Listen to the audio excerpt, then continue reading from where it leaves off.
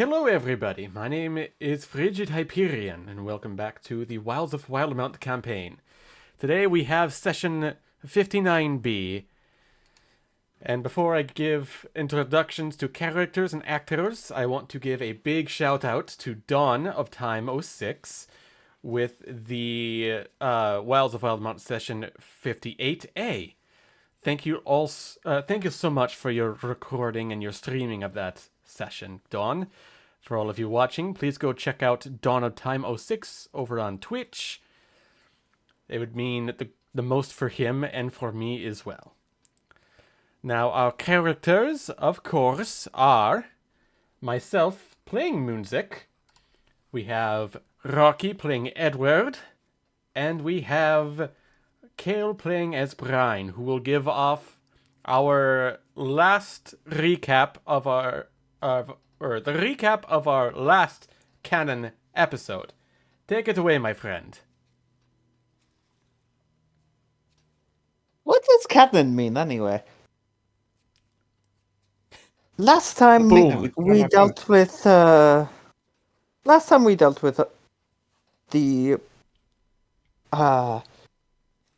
dungeon, one could say. That was the hole in the ground. But we went to rescue this lovely daughter of the nearby magistrate that has been that was captured by that was captured by a nearby troll. Upon entering and sneaking around a little bit, we were able to successfully free her from the troll's grasp. And in doing so, we were able to blow up the chambers behind with the help of a friendly were-rat. We managed to do this with a combination of guile, excellent acting skills from a certain Edward, and the delightful views of communism.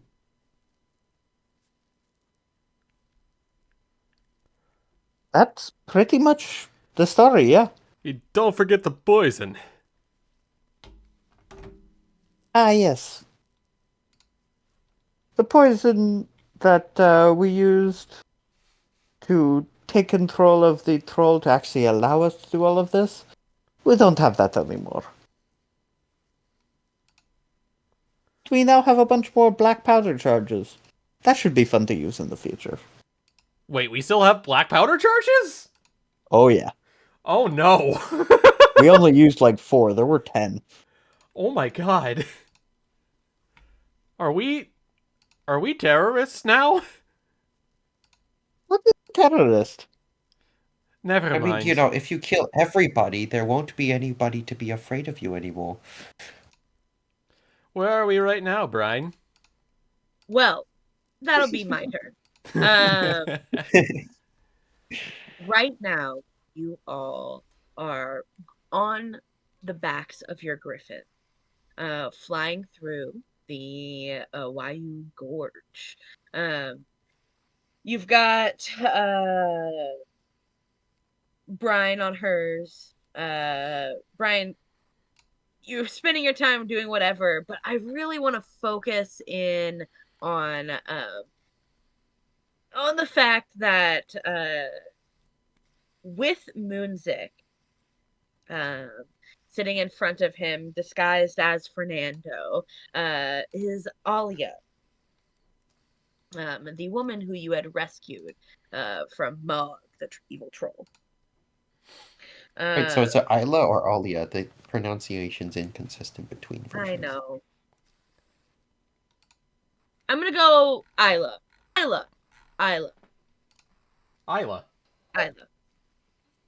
I write things down, and then because they're fantasy names, you don't really know how they're pronounced.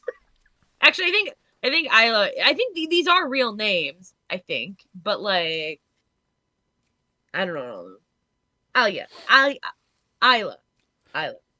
During the flight, Moonzik kind of reaches forward with one of the apple slices he got from the Citadel's pantry in hand, and he feeds it to Peter. Oh, to Peter. I was like, to Alia or Ayla? No! Like, Whoa, No, whoa, I feed it. I whoa, feed it I whoa, mean, you could. whoa. I feed Whoa, it to slap the Peter. 18 plus tag before I you feed it to do. Peter, and then he eats it, willingly, happily. And I say to Ayla, "Do you want to see something really funny?" of course I do. Moonzik's then going to take one of the apple slices and chuck it to the side, right in the path of Thunderbeak von Oppenheimer, Destroyer of Worlds, for him to snatch in midair. And like a little high as well, so he kind of has to alter the trajectory to catch it and catch Brian off guard. Brian in the middle of reading a book. What? Brian, can you please make me a dexterity saving? Oh God. uh, You're not focused on this, so I'm actually gonna have you do it at disadvantage. Oh fuck! no, come on. I could stay in the Why saddle. not? You are reading. Ah, fine. Where's my dexterity? With a 17. I still have to roll again. Oh shit, yeah, you have disadvantage. Fuck, I just said that. With With an 11. It starts. You tell me what happens. I know deadly situation, but please tell me with an 11 what happens as Thunderbolt von Oppenheimer. Is that it? Thunderbeak von Oppenheimer. Yeah, Thunderbeak. Thunderbeak von Oppenheimer, Destroyer of Worlds.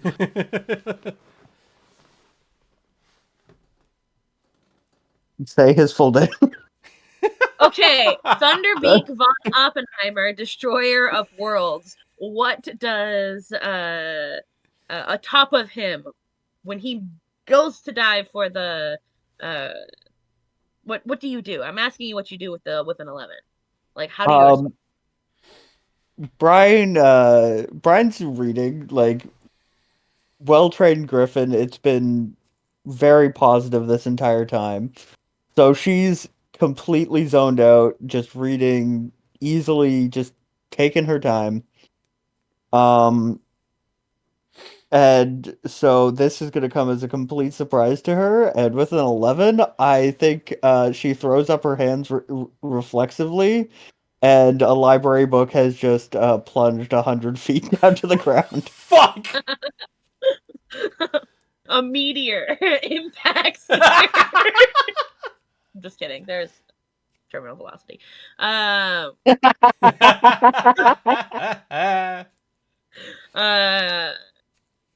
Anyway, you throw your book up ahead of you, and Ayla gives a chuckle.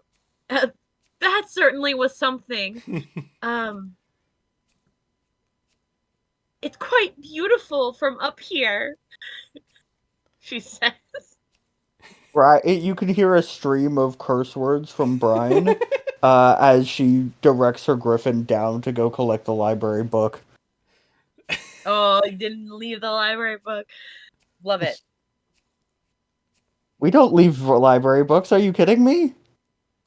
Hey, like, it could just be lost. Aya says, I don't know if I came across the right way before. I'm very grateful for you all for coming to rescue me. I did have a plan, however. It was rock solid. I was planning on well, I basically had already made one of the were-rats fall in love with me, so I think he was plotting an escape plan for the both of us. I could definitely take on one. I mean, Is it the one that preferred sharp cheddar by any chance? I'll be honest, I wasn't very focused on them individually. Um, Pretty easy to persuade. Uh, Sharp cheddar? I think it was Gouda, actually, now that I'm thinking about it. oh, he's definitely dead. Oh yeah, no. Buried under a pile of rubble. Well, I hope The you red- weren't too attached to him. Oh, no, not at all. I was completely manipulating situations so that I could leave. Yes, to be a daughter of a noble. Suppose it's in your blood, I guess. Or, No Uh, offense. Your entire lineage. None taken. My father wouldn't have gotten as far as he had if he wasn't a little bit cunning. We were ready to bust in through the front door and go guns a-blazing, and if we had gotten to you and we still had enemies to fight, I would have given you my rapier. But thankfully, that wasn't necessary. You guys made it look so easy. I had spent days planning. well, you were also in a much worse situation than we were. Most of combat is just whoever has the drop on the other person. True. True words. Thank you. What was it? Brian, Pickle? Oh, Brian. That's right. Thank you, Brian. Pickles. That's, believe that wasn't on purpose. I'm sorry, what? I can't hear you over the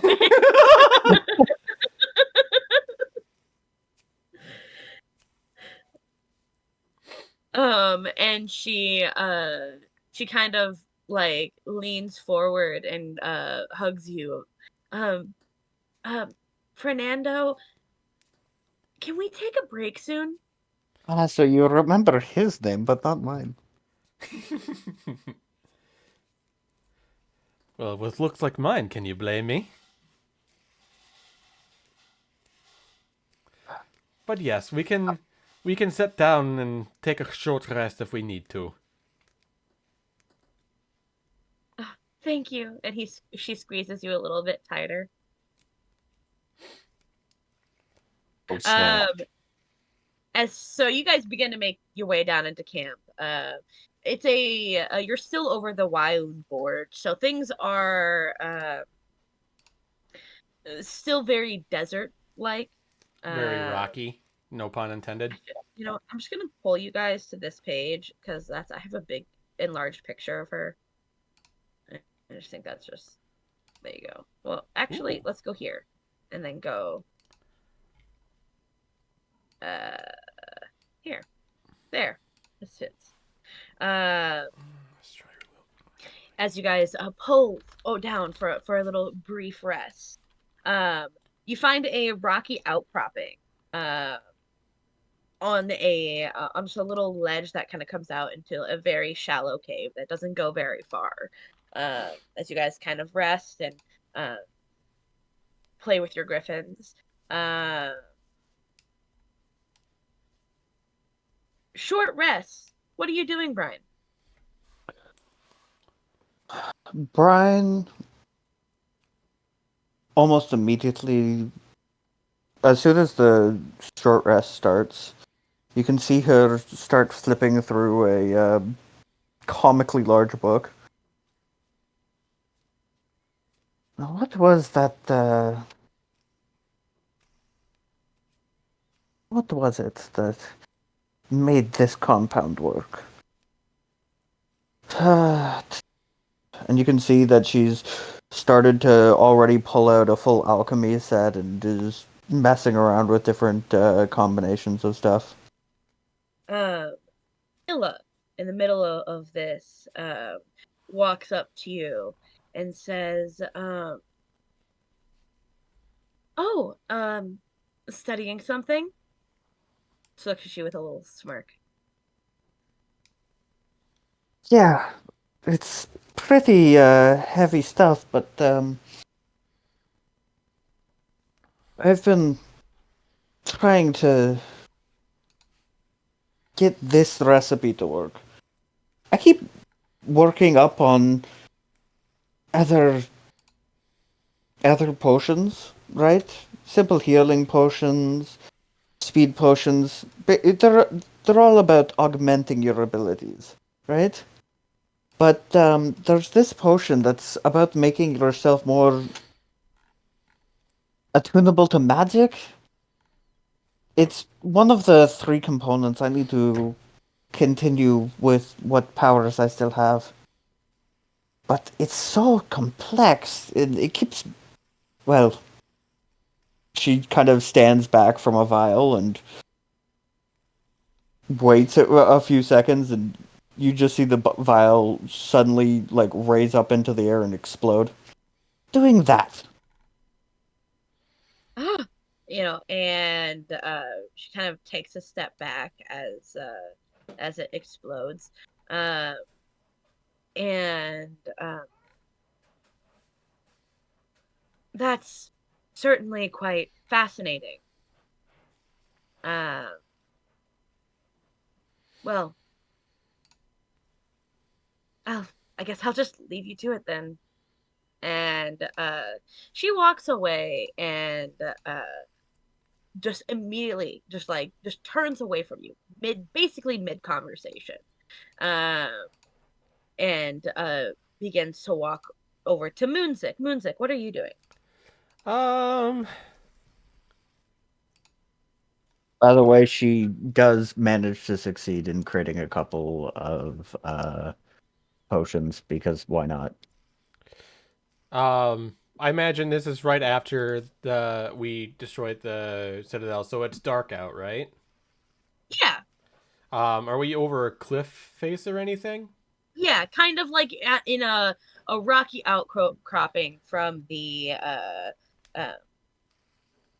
from one of the gorge walls, in a shallow cave. Okay. In a shallow cave. Then Yeah, you can't go. Moonzik is just kind of keeping an eye on the opening of the cave, and making sure that no one gets the drop on them. Ayla comes up to you. Uh, she puts uh she puts her hand on your back as she approaches and says, "This really is quite something. Traveling by a griffin back. It's never done that before." Neither, neither have we up until recently. Although I must say that one of my favorite ways to travel is by boat. Oh yeah? We have the three of us and our other associates have a ship that we own that is currently off on trade routes, um, and doing other things, but we have used it multiple times to get between the islands and mainland, and just sailing on the ocean is just a beautiful experience. I I've been on many boats. I can't say it's my favorite thing in the world, but you said that you own a ship, Yes, mixed trade routes, yes, the wave chaser. It and is fully currently. supported by a crew. I'm sorry? It's fully supported by a crew and active right now. It's active right now, yes. Our Wonderful. Good for our chief you. of staff is Heidi. She is a wonderful, wonderful woman, and she does right by that ship. That's fantastic. I'm glad that you care enough to make your crew um, happy and Well, pleased. That's wonderful, I and it's an active that shows a great level of responsibility. well, I value that. truth be told, Heidi has been on that ship longer than we've been on the ship. Uh, our the way we came about the ship has not necessarily the greatest story told, and truth be known that Heidi and I are at odds, and I wish to make up for that eventually. But I'm just Hmm. not entirely sure how to broach the subject. Still, it takes a great amount of work to uh, set up trade routes and uh, keep a ship active. So, do you have do you work for a company? Not necessarily. We are kind of our own company, the Legati company. Hmm, I Um, see. we we do some we do trade through our ship, and they do a wonderful job. We also have a cheese and wine master in our midst as well on Firewatch Island, and uh we help to sell his wares as well as sell our own wine with assassin berries and our Berries. and Fascinating. the main company that we have, us three, me, Brian, and Edward, along with our other three friends, Animo, Soren, and Winchime, we tend to go on land and we tend to find ourselves in a lot of trouble, it seems. It can't be that troublesome if somehow you ended up next to me. No, I suppose it's not. So, tell me more about the Legati company. Edward. And then you guys trail off into conversation. Yeah. Edward, your short rest. What are you doing? Edward? Mhm. I guess Edward is fiddling around with, like, some books and, like, notebooks, pages, papers. Kind of inquisitive, trying to, like, draw, like, sketches, rough sketches of fire elementals, appeared in his previous exploits. Sort of wondering about, like, the general nature of how some ogre could, sorry, some troll could just come in and conjure, elementals with a wish spell, no less. A powerful, potent magic that, the average person of this plane would seldom have easy access to. Um, And okay. Um, then the thought you, comes across your mind, Genie, and you just fucking shake it off. in your studies, you find yourself doing what you sometimes do when uh, you're pondering certain questions, looking off into the distance. You see Ayla talking with Moonsick, uh, who, in their conversation, she seems very engaged, right? But then will find ways of turning back and staring at Brian, giving Brian a glare, Oh. before returning to the conversation with Moonsick. Oh, oops. Fuck. You just notice it, uh, and every once in a while, like from what you can hear, you don't have the greatest perception, but based off of the conversation that's trailing down into the cave, um, anytime that Brian is mentioned in the Legati Company stories, what do you do when you notice this?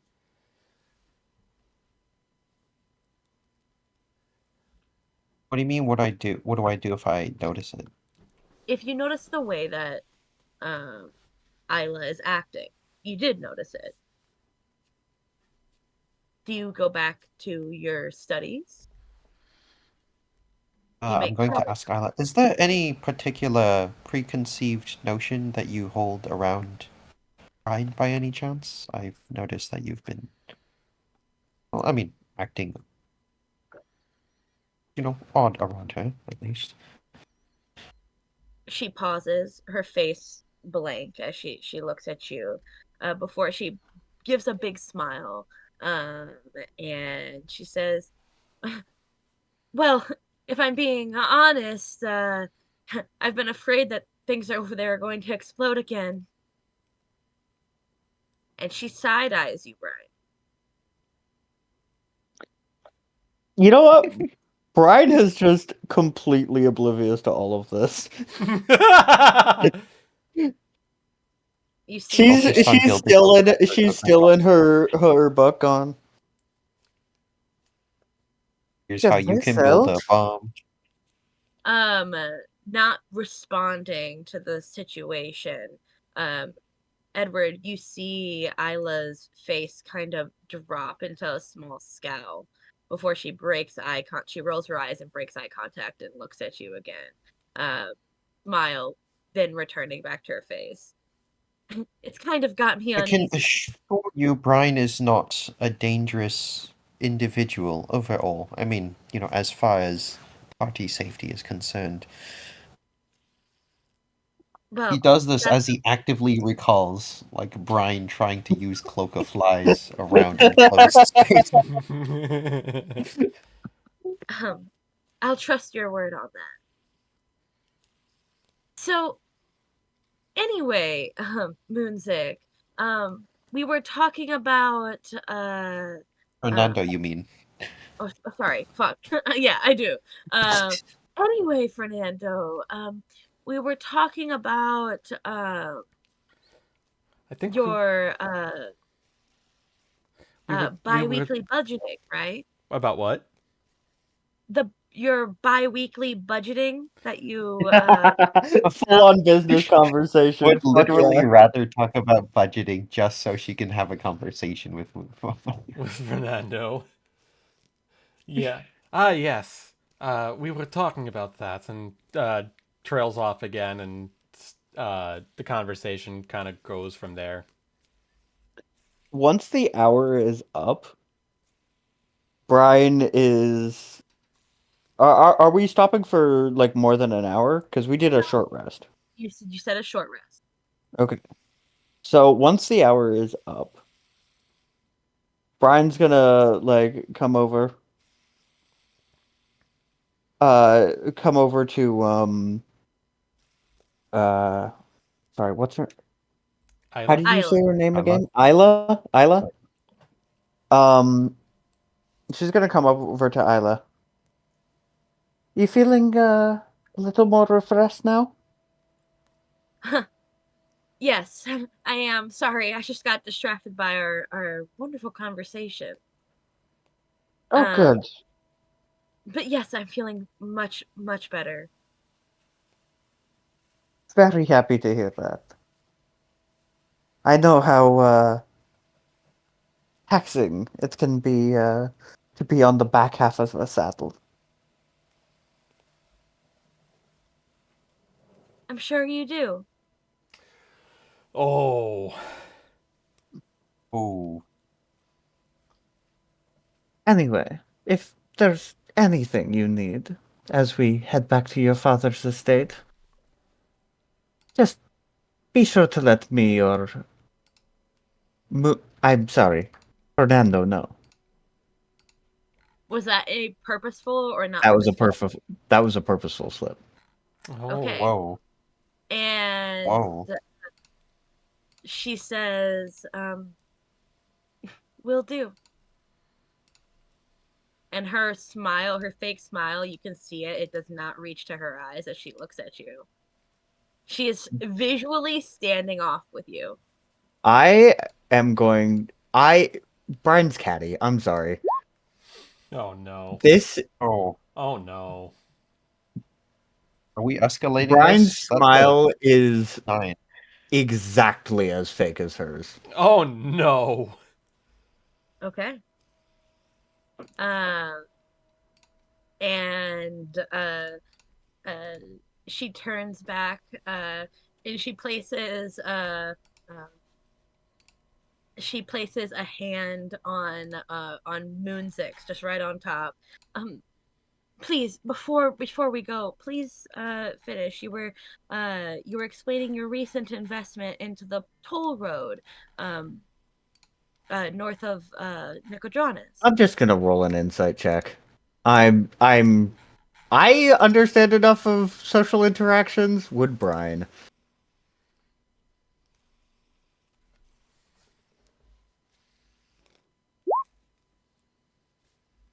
Eh, you know what? That's actually an average roll. So yeah, Yeah, I'd say that with Brian is going to is start average. laughing. And Is is that what what this is about? Oh, I am so sorry. Here I thought I had caused some offense by my actions. I apologize. and her smile falls as she looks at you, and uh she says,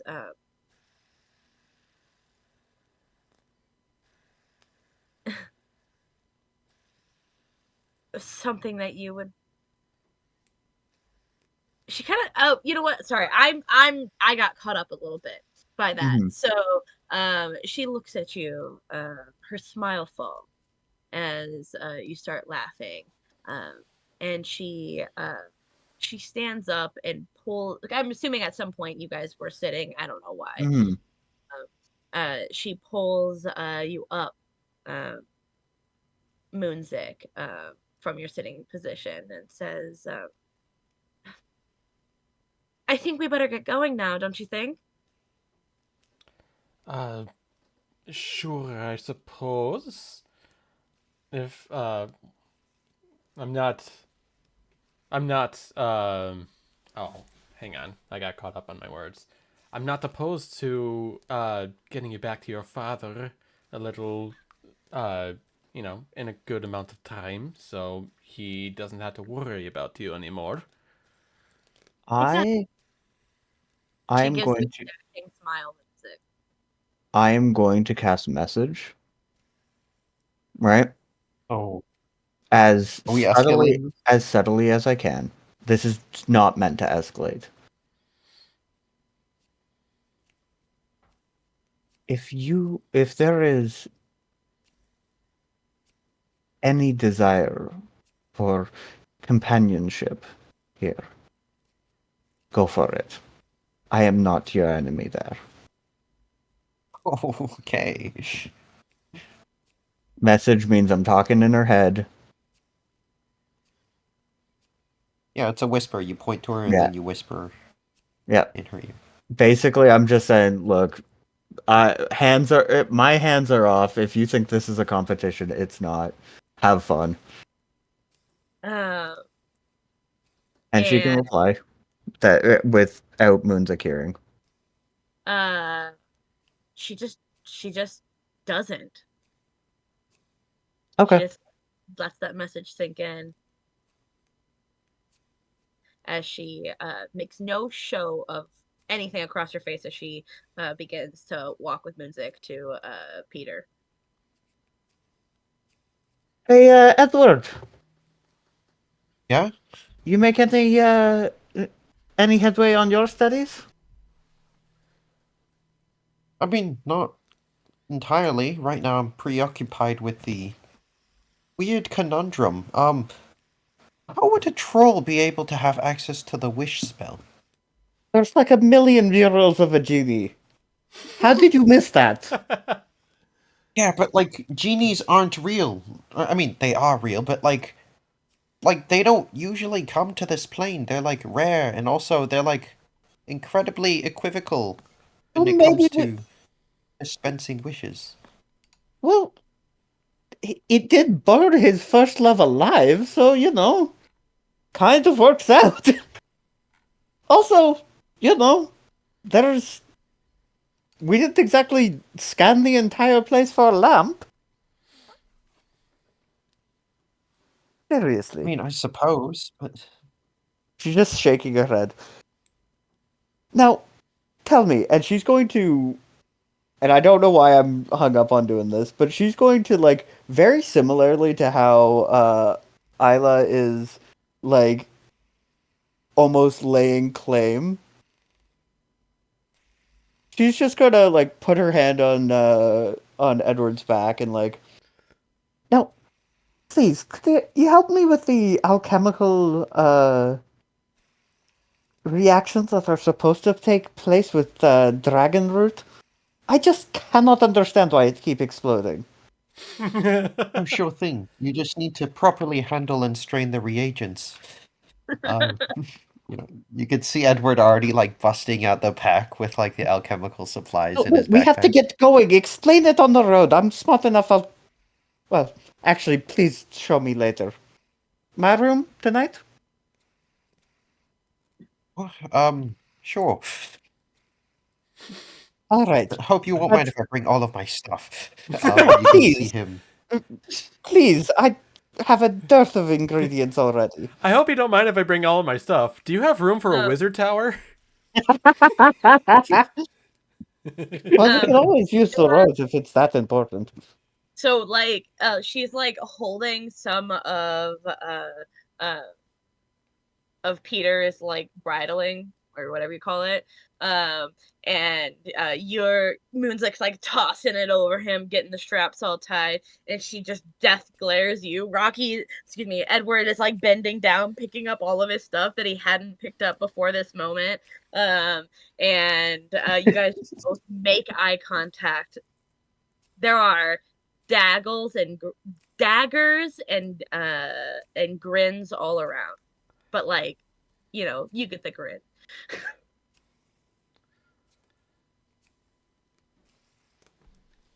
Why she Oh, hits that's me? funny. As you guys begin to pack up and set off.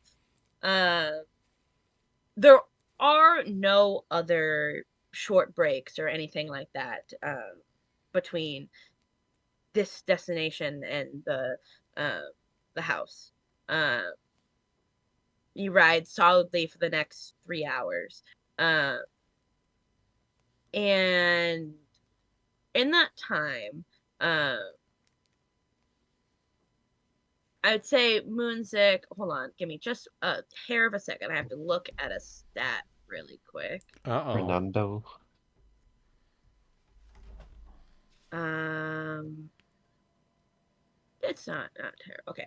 Uh, you find that in the bits of conversation that you and Ayla have had, she seems really engaged with you. Like she wants to know more. She asks a lot of questions. She doesn't seem to be lost or confused in the conversation. Um, but even you notice that she is spending a lot of time talking about business logistics, uh, locations, uh, time. We can Even this, use this. she is gaining a lot of information about how the company is run, and I think after you know you had the rest, you guys were talking after that about an hour out from uh about an hour out from uh getting her back home. You start to feel this sense of that you're being manipulated. Mm-hmm. Like, she's always asking questions, but I'm like, Moonzik knows that she has to have some sort of insight as well if she's the daughter of a merchant and she's not contributing anything to these conversations at all. She's really not. The conversation has mostly stayed around you and the Legati company. Mm-hmm. You don't know if it's intentional, if it's because she's looking for information, or if genuinely this is just what she does because she's a daughter of a merchant. Right. Um, Give me just 1 second. I gotta go do something real quick.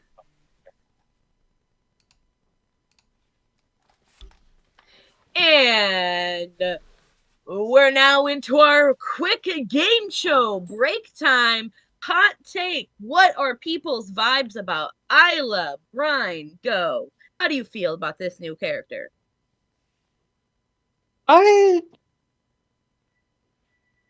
Ryan loves Ayla. She's exactly Whoa, like whoa, whoa! so She already many. likes somebody. She's Excuse exactly like so many of the Catty Fae. You have to be careful around her, but she's so fun to play with. And you, Edward, what are your thoughts and feelings about this new character? I mean, you can't trust nobles is something that I've learned in this particular campaign. Um, Aside from that, though, like I feel like it goes two ways. Like I'm sure like Fernando's got his little charm going on, and depending on how he plays his cards, like we could get information or get something. At the same time, Isla could possibly just be trying to like find insider secrets on our company's operations and like try to sap money out from it some way or other. Just, take advantage of it, exploit it in some way. Who knows? Time will only tell. But overall, I think it's just one of those things where, like, if things get out of hand, like, we can act on it. But right now, like, what could possibly be the harm in letting Moonsick and Isla discuss about the logistical and monetary transactions between the operational costs of a toll booth? That's like the most boring thing in the world. And that was our little intermission. I am back. Yes. Um, Just in time. Fernando, Moonsick. You feel that you're being. Somebody's got you. You feel like you're on the hook. mm-hmm. What do you do? Um, Moonsick wants to like he knows he like something's amiss, and he wants to address it, but he knows he can't jump right into it, otherwise, she'll just close up. So he kind of wants to ease into it and be like, I've talked a lot about myself over the past few hours. What about you? Where were you heading back from, when you were waylaid by the troll? Oh, Trossenwald. Ah, I've heard a lot about that place. If you don't mind my asking, what were you trading there? Variety of things. My father, he mostly trades in ore. We have quite a few mine shafts within our company. All over the continent, or mostly within the empire?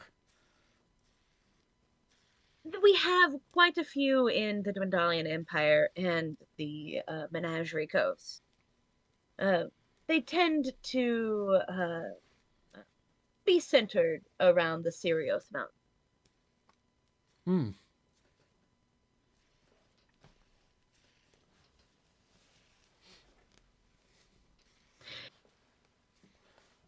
So, But I am quite interested in the work that you doing are up and down the coast. if Wait a second, she just doesn't want to pay the toll. well, I've just talked a lot about myself for a while, and I'd rather hear more about you. Understandable. Turns on that classic Fernando charm. Um, well, uh, I love long walks on the beach. Uh, and I also spend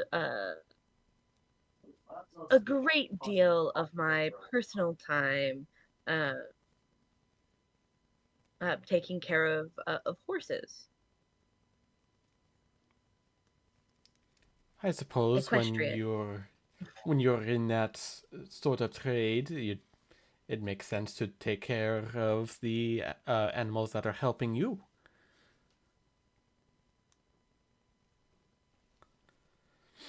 But I've never had an opportunity to ride a griffin before.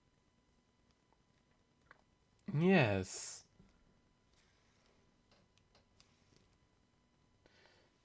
Why why so many questions? I simply find your life very interesting. Anyone would if they spend enough time with us, enough time to hear our stories about such things. And yet, you don't want to hear so much of our stories of adventure and slaying monsters, but more about the business side of things. They've been rather pointed in that direction. What's going on? It's just simply a topic that I am well versed in. And I can't help but to admit to wanting to know if potentially there are trade negotiations in our future. Very possible. I would have to talk it over with the rest of my crew, and if we agree, we would need to talk things over between you and your father as well. It would help us, and I'm sure it would help you as well. I cannot make such decisions by myself. If I would, it wouldn't be fair to the rest of my party and to the rest of my crew. But you were the captain. I am, but a wise captain takes input from as many people as he has available at the moment. And the two that are with me today, I trust just as much as the rest. And I trust them with my life. And it's only fair that I return that trust. And that I talk with them about such things as trade negotiations. I could see how that would work for a while. But at a certain point in time, as the position in authority, you have to make decisions, even if they disagree with you. Because you're the authority figure, you're the captain, right? I believe I have had to make some decisions like that, although not ones that would endanger the party or perhaps How loud is this conversation? It's a private conversation. Okay. er I even if the party members disagree on it, I weigh each side carefully. It's Measured responses, completely understandable. it's not such a simple thing as what I say goes. It's about action and reaction. Consequences happens with every action, whether they be good or bad consequences. The problem I see, though, is genuinely the speed. Some actions need to be made in a timely manner. And those who are capable of making those actions quickly and efficiently, those those are the people that are the real leaders in that kind of system. Don't you think? What are you driving at? I'm just saying that I think that you should act a little bit more like the captain, Fernando. Insight check. Yeah, insight check. Insight check. 16. With a 16, um Ooh, she is very nice. definitely being genuine, and actually you see that her eyes flick uh flick ahead to Brian, um and uh she kind of gives you a sideways smirk. I think that you can gather she is implying that Brian is acting as the captain, not you. She kind of raises her eyebrows a little bit. So, you think that I should show authority over my other party members? The ones who, again, I've trusted with my life, even if I'm the captain, even if I'm supposed to be the authority figure. Sometimes the options that they show me are better than the ones I have preconceived. Whether I come up with the idea or not, that doesn't matter. A lot of times, Edward has also come up with better ideas than my alternate ideas, and I have acted on those ideas instead. This isn't just about me being an authority figure. Like I mentioned before, and I'll leave it at that, is the problem with that is efficiency.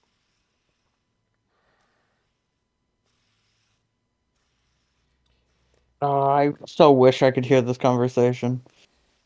Efficiency, sure, but if there were emergency situations where I had no I had no time to deliberate, no time at all, that would be the hardest decision of my life. Yes, but I would have to make that decision. A split second decision. I don't know what it would entail, but for such decisions as business, deliberation is always good. Life and death, then I will decide. But as for trade negotiations, I am still very much interested. But my stance stays. I need to talk with Edward and Brian. And the conversation, you feel, kind of peters off.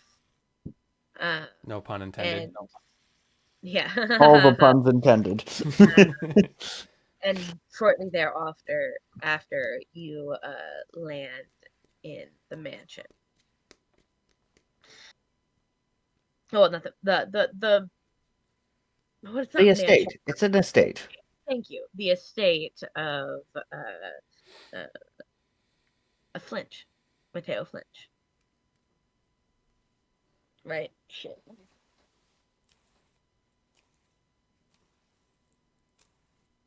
Yes, Mateo Finch, not Flinch. Finch. Um, Thank you all for rescuing me again. And as you guys kind of land, you see there is a rush of armed people making their way out to the field where you were, uh, where you had just landed.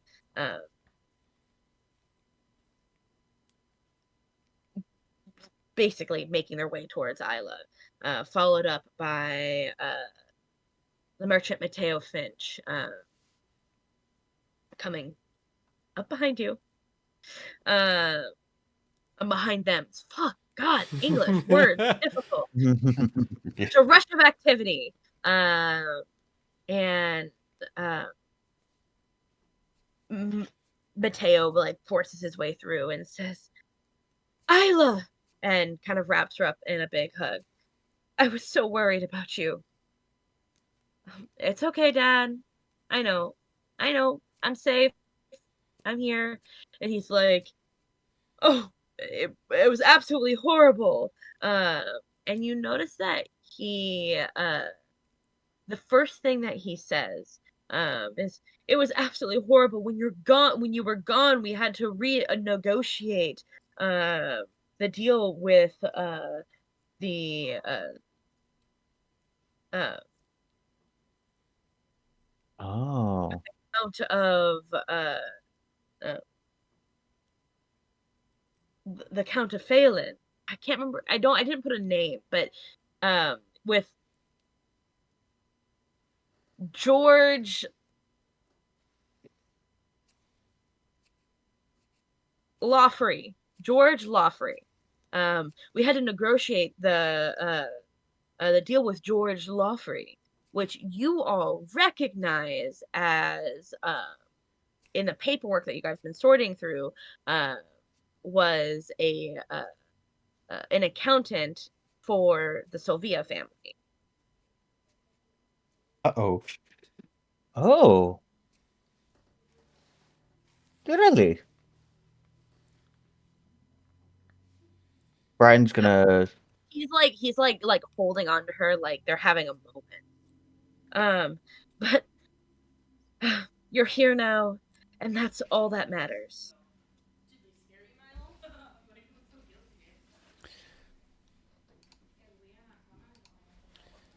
As Yes. promised, our tasked assignment was a complete success. We were able to successfully extract your daughter from the clutches of the villainous troll and deliver her hereby unharmed to your presence. But you can already see that. Sorry it took a night. I assure you the Legati I assure you the Legati company delivers the most paramount of services. Drop the Yeah, sales pitch. thank you. He's kind of composing. So thank you all so much. I I cannot express on how pleased I am to have my daughter back. He kind of like pulls her into like a sidearm hug, uh, and looks at her with worried yet loving eyes, uh, and says back to you all, uh, please rest here for the evening. Uh, we can worry about the logistics of everything tomorrow. Are you quite sure? We wouldn't Try. want to hurt your hospitality. It is my pleasure. It is absolutely my pleasure.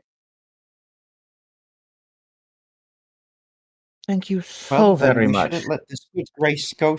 We shouldn't see to it that this good grace be squandered. I suppose we should spend the night. Um, if I might dare a request, if we are to be guests in your abode, Anything, please. might we speak more on more casual terms than negotiations over dinner tonight? All of us. One more time, can you say that for me as DM? I'm basically asking if We can drop the fancy us talk. and Ayla and him can drop pretense, have dinner, and just essentially, instead of it being like all business, recognize that there has been some kind of event here and just have dinner, get to know each other personally a little bit instead of playing up business. Certainly. I am in your debt. We can form a friendship if you want. I'm more than pleased. You have done me. It's a little bit more forward than what I said, but okay. Yeah.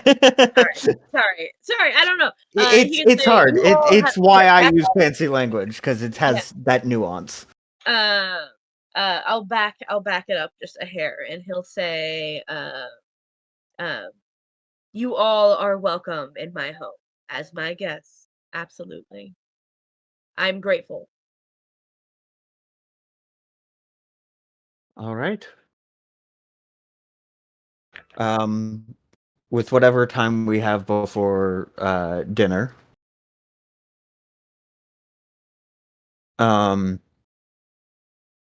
we I'm gonna make sure that Thunderbeak von Oppenheim, or Destroyer of Worlds, is well taken care of, and and otherwise make sure that the Griffins don't cause too much trouble to the estate.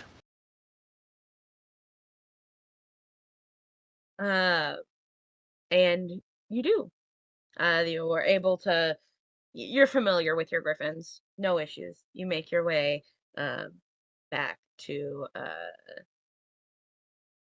rest for the evening. Was there anything else that anybody would like to do before settling down for a long rest?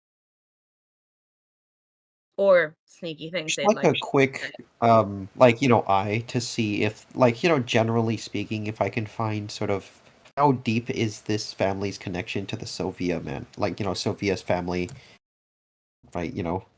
Just like a quick eye, not really intrusively investigating actively, just kind of eyeing up to see whether or not there's like influences there, whether they've sent like a representative there, whether they've sent like you know something, if they're beholden to them, anything, right? Looking for more information about the connection to the Soviet family. Yeah, But passively, you're not you're not like yeah, rifling. non-intrusively. Yeah, Uh, okay, then go ahead and investigation. I would do an investigation check. Yes. Oh yeah. 10. Okay. So with a 10, I think that you all start to get yourselves settled. Um Brian's out with the Griffins, talking to some of the stable boys, getting accommodations set up. You get a tour, basically, from a butler who works there, um, dressed in very similar clothing to um, Bernard. And Does he uh, look like Bernard? no, he doesn't look like Bernard. He just reminds you of him. Uh, and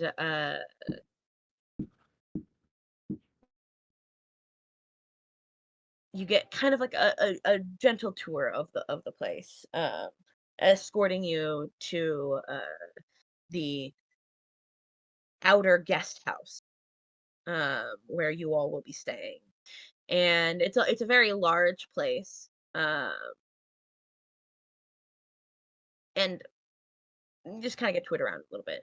After you get settled down, I say, just to make this go a little bit easier, you ask the butler to show you around the manor proper, uh, where you're going to be having dinner after all. Uh,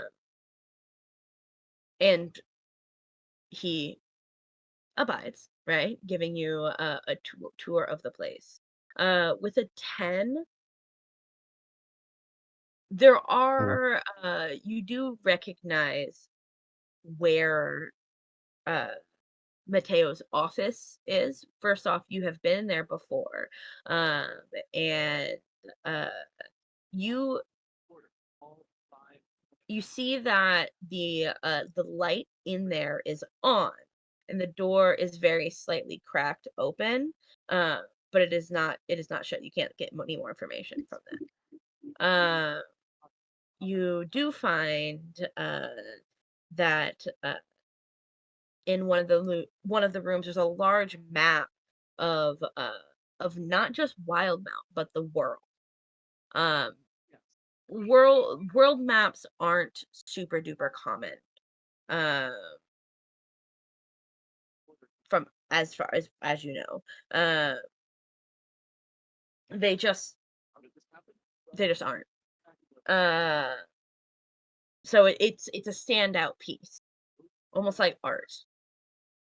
Okay, Uh, with proficiency to cartographer's tools, can I sort of like have some sort of background, like interest in like world maps, knowing notably that they are very rare and difficult to absolutely, get a hold of? yeah, absolutely. You I would you like do. to inquire about something. That's an absolutely beautiful map that you have. It's not often you can find a map that's depicted, a map of that caliber and scale depicting the entire vastness of the world. Just wondering, what is sort of the story behind such a fancy, fine piece of work? Uh, the the butler says, "Ah, yes, you have quite the fine eye. This here map was put out by the Legrin uh, Foundation. Uh, it was put up for an auction and as part of a fundraiser uh, to help orphaned children in Port de Marly. Um, Handcrafted by some of the finest cartographers in the world, um, all coming together to piece together the most accurate representation of uh, of Exandria to date. What an absolutely marvelous piece of work. May I see it up close? Be our guest. Be our guest. Be our guest. Okay, do you mind if I do something funny? Please. So I have the keen memory, sorry, I have the keen mind feat, which allows me to accurately recall anything that I've seen within the previous month. Can I take a moment to sort of study the map and, like, just sort of commit the image of that map to my memory, and then eventually down the line, create something that sort of is based on that image, with my own proficiency to cartography supplies? Absolutely. You fucking you pull out your fucking ruler and like a protractor like and uh kind of just start like not only taking notes but also committing to memory um the the accurate map of uh the accurate map of Exandria. Um I want to tell you immediately, right? I would you have cartographic tools. You recognize that this map is accurate. You notice that Ancorel, right? Um, looks different from the last time that you saw it. There are in fact uh two more countries in Ancorel that weren't there before.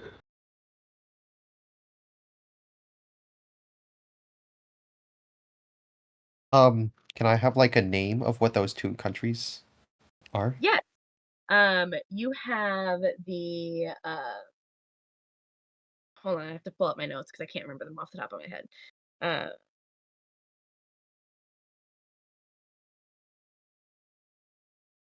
I should have had this right in front of me as we started talking about it, but I did. The Aska, I can spell that for you. ASTA.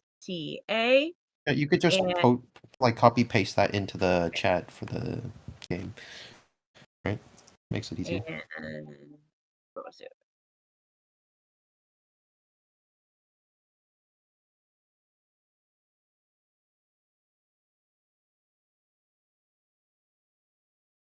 Oops. I accidentally typed and twice.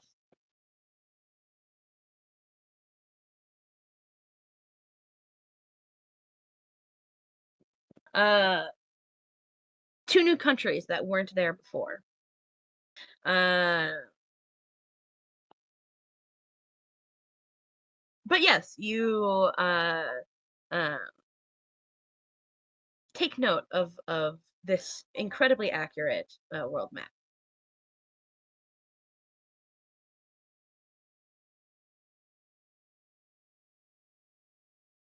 Anything else you would like to Is there do? anything else of note? No. Oh, this is an incredibly genuinely masterful piece of work. I have nothing but bountiful gratitude for accepting the stay of your hospitality. It is my pleasure. And Sorry. go ahead. The whole thing about what Brian was asking earlier, would have been before the long rest, right? Would have been dinner before the long rest. Oh, I'm so sorry. I misinterpreted time. Partially as an attempt to, she knows that, for whatever reason, Ayla has some issue Motives. with her. She would rather bury the lead earlier rather than later. Either with her father or with her, whoever will take time, instead of allowing whatever this is to fester, or allowing, if this was the case, allowing the impression to be somehow made negative before we negotiate. Okay, so your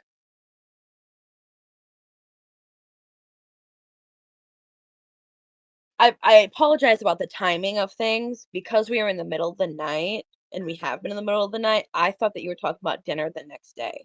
Oh, that's fair. I didn't realize we were in the middle of the night. We could say breakfast or lunch. Yeah, basically as soon as makes sense. Like, I essentially want to be able to have an opportunity to bury whatever lead there is. Okay. If it's the middle of the night and I'm sure that they're just gonna head to bed, like, we can do this at breakfast. It doesn't matter, you know? You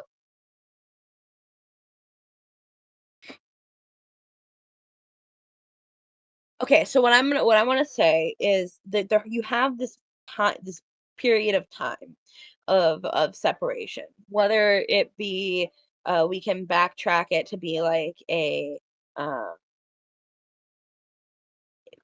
a meal of sorts or just over tea, right? Mhm. Uh, we'll just make it like tea, right? Instead of like a dinner. Uh, and uh, and this can be done in the middle of the night while things are getting settled. But you do have a period of time where you can sort out your things, do your little investigations, taking care of the griffins, etc. So we'll say a short rest period of time, an hour. Okay. Do I have the opportunity to talk with Ayla or her father? You can certainly try to make opportunity. But I I'm would just like going to. to go before we go too far into that. I do want to ask Edward if there was anything else that he would like to do. Ooh, um, I do kind of want to investigate the Sylvia estate, right? Um, I don't know how like intrusive I should be about this, right? I'm assuming like we have time to like, talk down with like Brian and Moonzik in private, right? Yeah, Do you mean? you have like an hour of time. Ah, Yeah.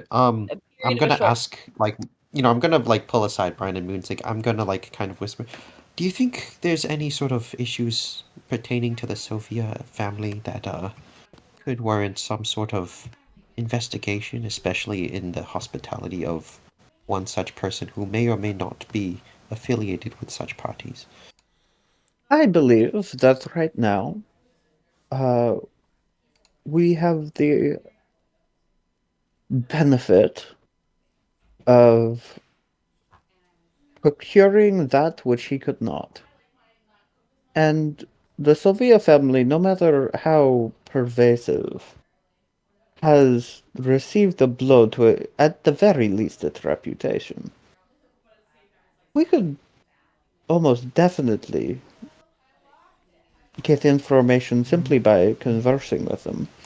Although it's extra information of how they are recovering is never amiss. it is currently, if I'm correct in this, I don't believe anybody knows who had revealed, or at least procured such information. At least people know of some figures who have given out said information or have spurred the public, but nobody knows who procured such information. So as of Well, I right mean, now, would we're it, kind of anonymous. given given our current standing, would it be prudent in order to preemptively at least acquire some sort of intelligence or information pertaining to this topic? Or would that incur too great of a risk? Well, before we delve into that, there is another dimension to this that Ayla and I talked about on the rest of the ride here. She is interested in trade negotiations. And Is this about talking about the toll roads? more or less. And other business things. I picked up that her questions were rather pointed, and I prodded her to reveal that she was more apt to talk dealings in business like her father, which is understandable. And she was pushing me to make a decision on trade negotiations right then and there, and I told her that no matter what, trade negotiations should be discussed amongst my business partners, you and anyone else who would be present at the time. At the very least, in some cases, we would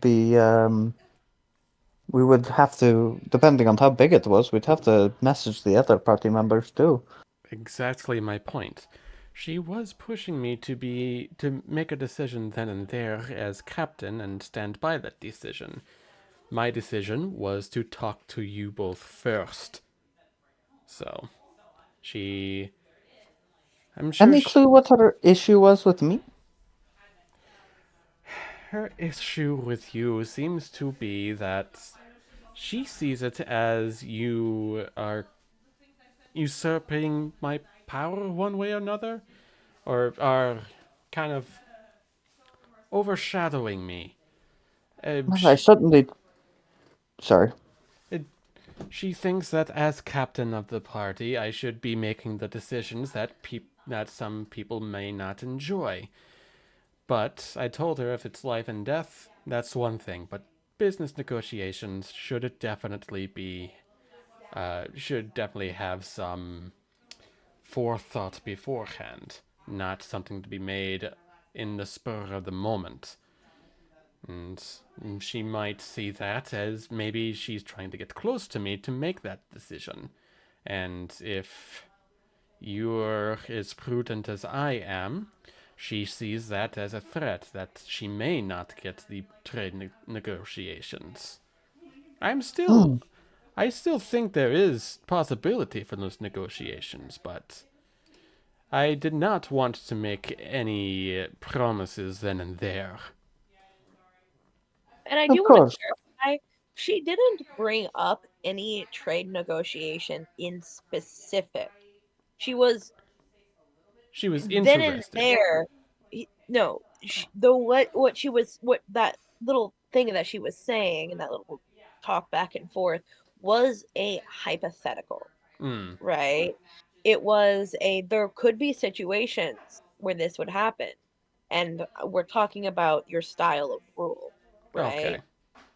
And it wasn't like she was pushing you then and there. She was just more you were talking about like the the ins and outs of owning a business and relationships and how decisions are made, Right. right? And that was the conversation. Okay. So Not yeah, make a deal right with me right now. That was not the I'll convey that then. That I misread that. I'm sorry. I would But have let Any it. inquiries relating to decisions related to business that you would like to disclose before we at least she's exchange information with them out in the open? she's made no such um like solid tangible relations at all. Just merely there could be opportunities where such uh negotiations would be mutually beneficial to us, but nothing that she's solidly stated yet. I can also understand why she would think I was taking a little bit of a leadership role on this particular mission. I was given the mission. Was asked of me by the Legati by the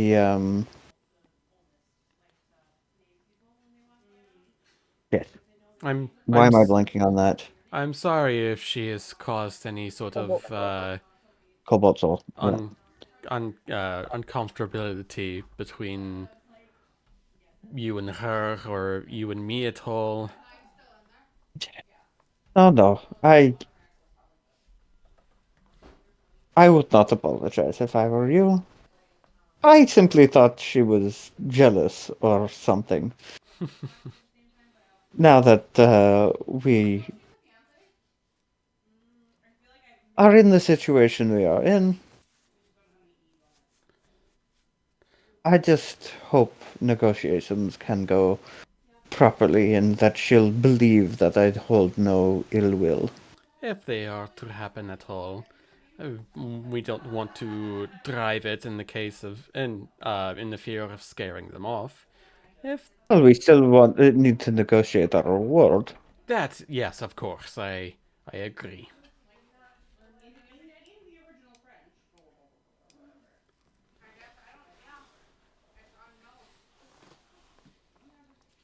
Edward,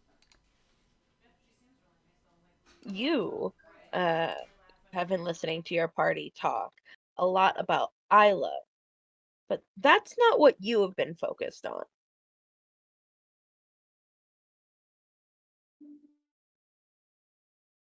So, are you there? Yeah. Cool. I just hadn't heard you say anything. Okay. I think now would be a good time for you to interrupt and say, back to the conversation. Oh, you mean like for investigating the gigs? Yeah, bring it back together. Cool. All right. Perfect. So I've cooked up a plan while we were talking about political nonsense. Um, Basically, this is sort of like a relatively low risk, like medium return sort of thing, right? So I have a spell. It's called Unseen Servant. It conjures an invisible servant, right? And it can do simple menial tasks like folding laundry or like carrying objects around. Um, and I will have the unseen I'll conjure a servant. You said the door was like slightly slipped open, right? Yes.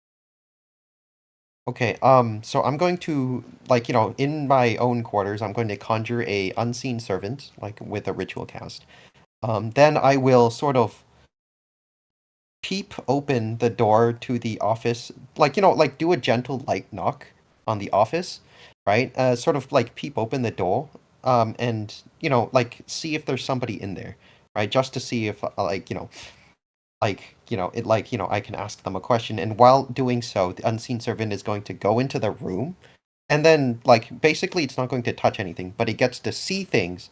After, like, a while, I'll probably come back, and then I'll sort of open the door again and check, and then the servant is going to come out of the room, and then I'm going to have it perform the menial task of writing down any relevant information related to, like, either, like, the business, or either to, like, the Sophia family. Ooh.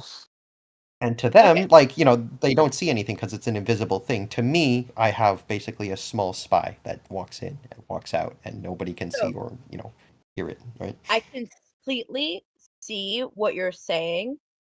However, there are ways that you can make this work.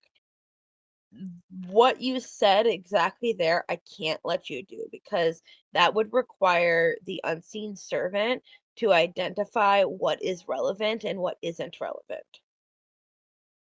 And I think that that's the problem, because I don't think the unseen servant is capable of that level of thought.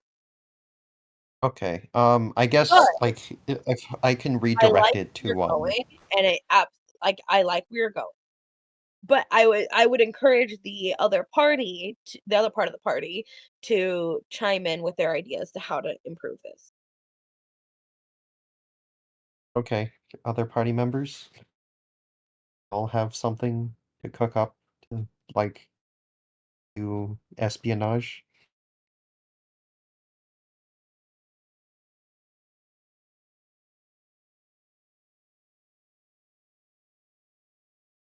Like Moonsick is of the mind, like if you've already gotten this sort of information from your tour around the estate, that's one thing. But further espionage before we're supposed to be meeting them for tea, I don't think is a great decision.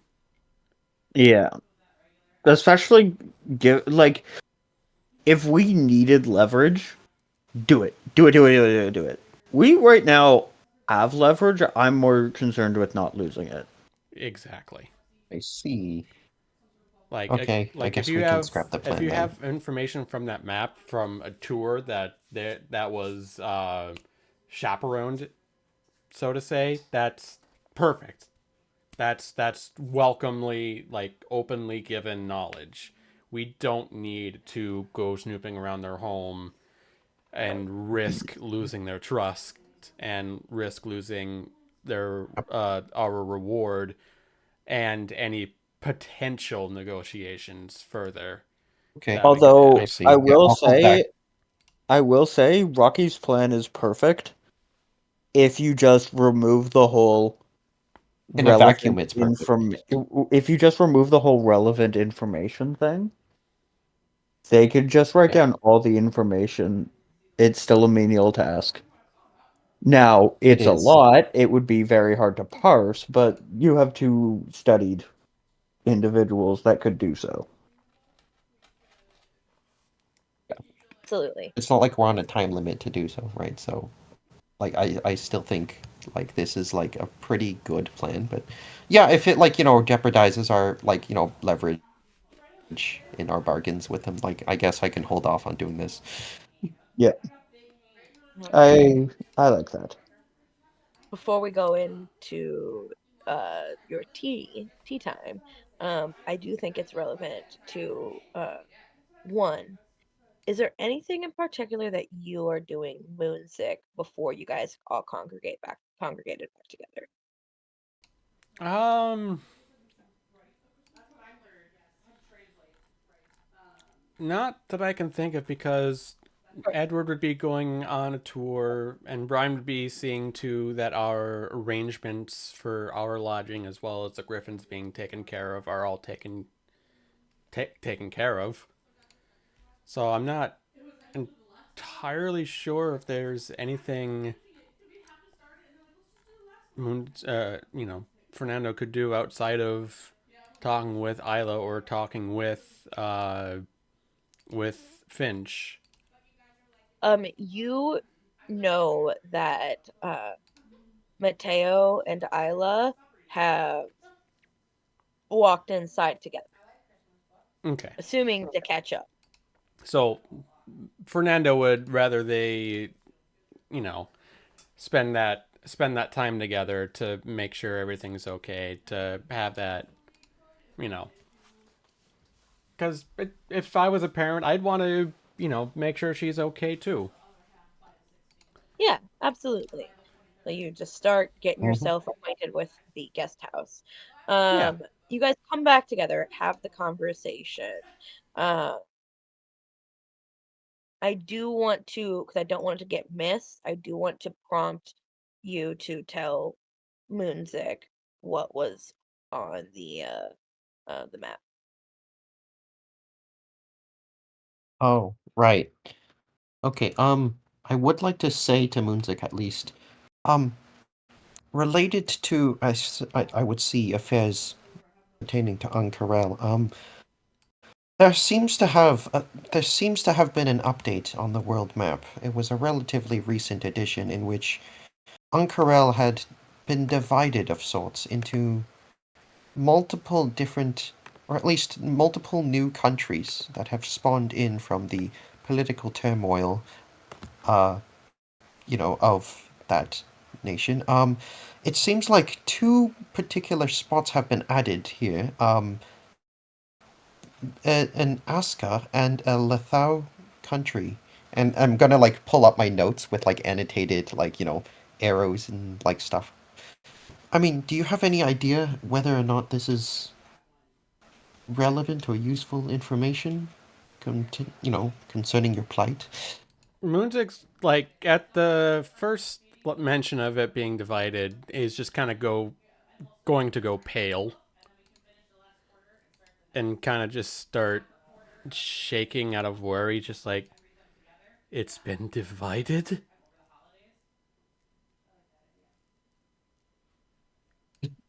It would appear that way. Then I would imagine that civil war is probably not far off. You see that you kind of glance at your notes, and this map was dated 6 months ago.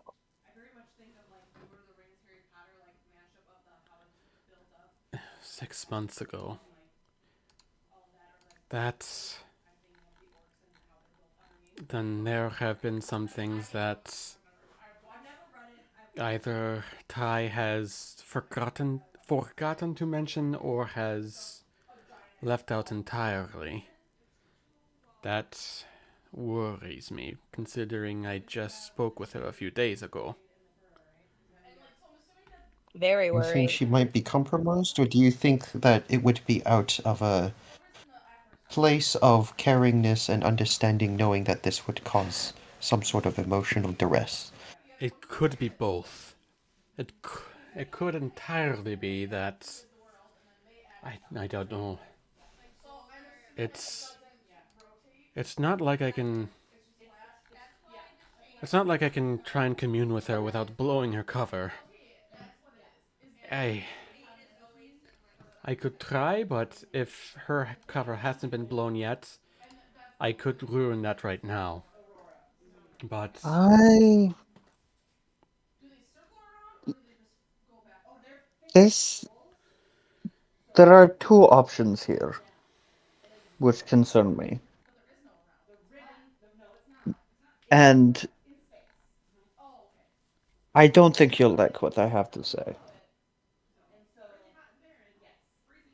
but If he is lied to you, She either is lying to you out of a place of concern, in which case her affection from you has prevented her from giving you information you need, or she is lying to you because she needs to for one reason or another, which means she's likely already compromised or flipped.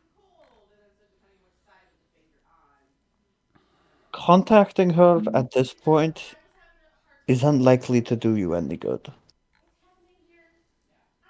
What we need to do, knowing that this map, whether that is a planned splitting by interesting parties or a split that has already occurred,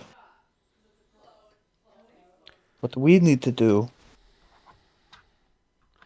I is to get there suppose. to see what we can do ourselves. I We'll sup- have to talk with the others, but this might take precedent over the null problem. Perhaps.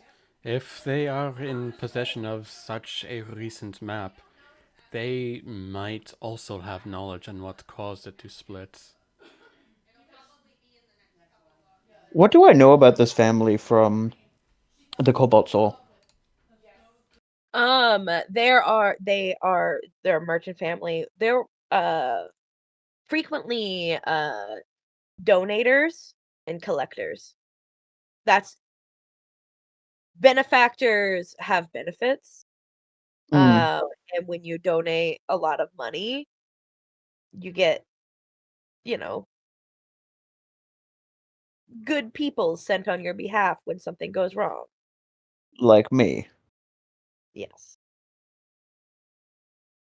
Are we part I of a benefits package? Oh, yeah, absolutely. I I have an idea for these negotiations. I'd like to ask you both beforehand, and especially you. What say we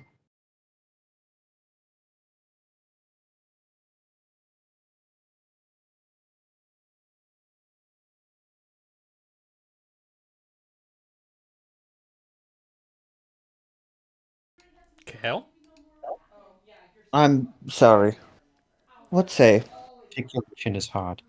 we bring this up with them? See what knowledge they already know. With our position here, it might be prudent. No, not prudent. With us leaving so shortly, us having a direction to go, it might even be possible for us to use your namesake if we believe that they will not communicate that back to parties interested. After all, You.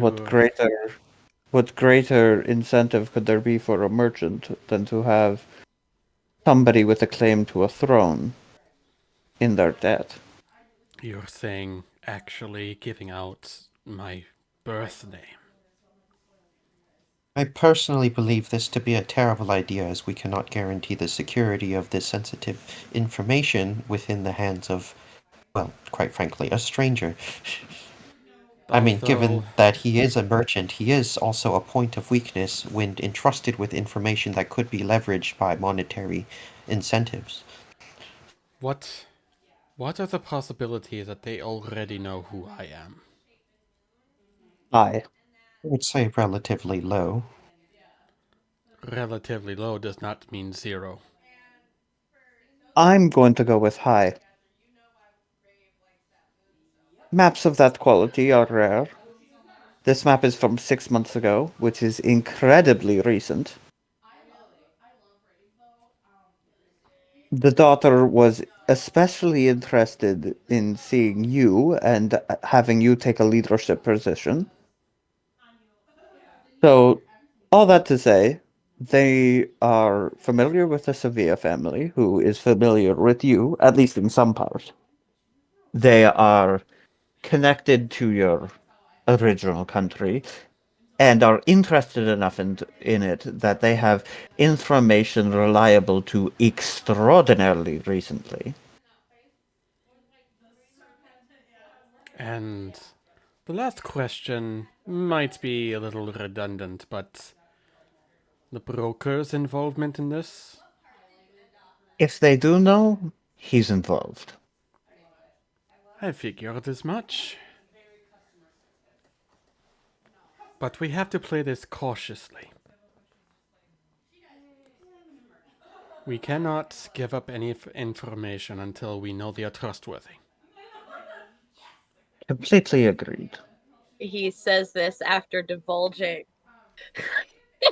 Well, how much information to her. About the Legati company? that is entirely The true. Legati company. About the monetary dealings with our business, our legal business. Realistically, we're not quiet about any of that. Nor should we be. We're a small business whose effects are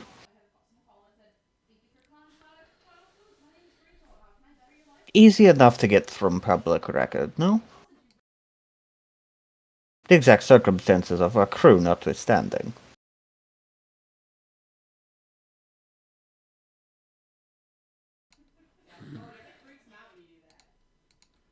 This has gone from a rather cheery reunion to a rather cautious game. But of You know course, me, I'm always cautious. Well, I suppose that is a burden of sinners well, to be haunted with paranoia. in either case, I suppose I should probably take a moment to breathe and collect my thoughts before we go into tea time with them. So I'm not wearing all of my thoughts on my face and on my questions and actions. And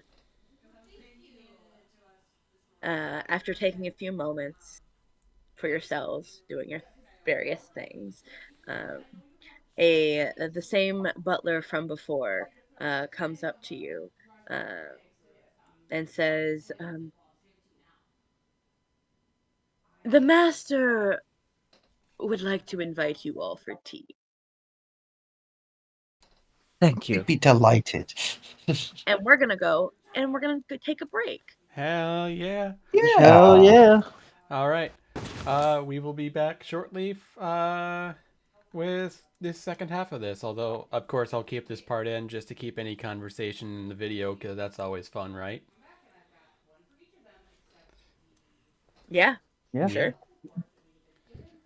I'm just gonna go grab a quick drink We'll of see you something. guys in half an hour. Half an hour? No, Okay. 15 minutes. We'll go 15 minutes. We won't go half hour. Sounds good. I've already got food next to me, so I just gotta go grab a drink. Okay.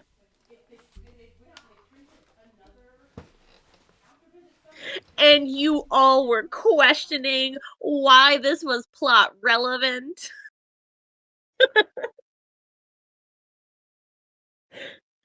Don't worry, guys, I got you. Okay?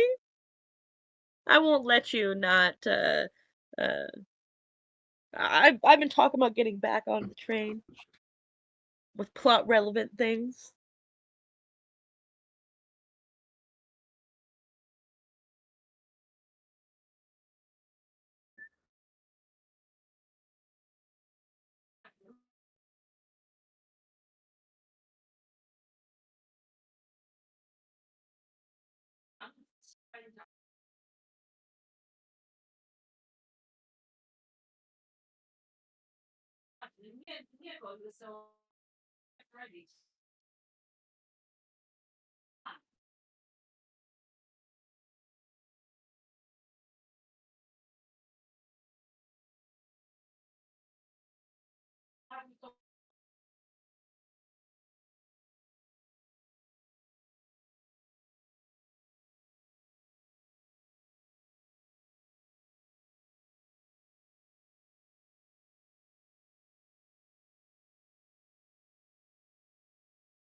for a potential rock top deck here.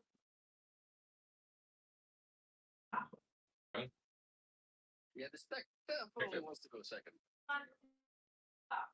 Unless we double rock versus stop. Okay.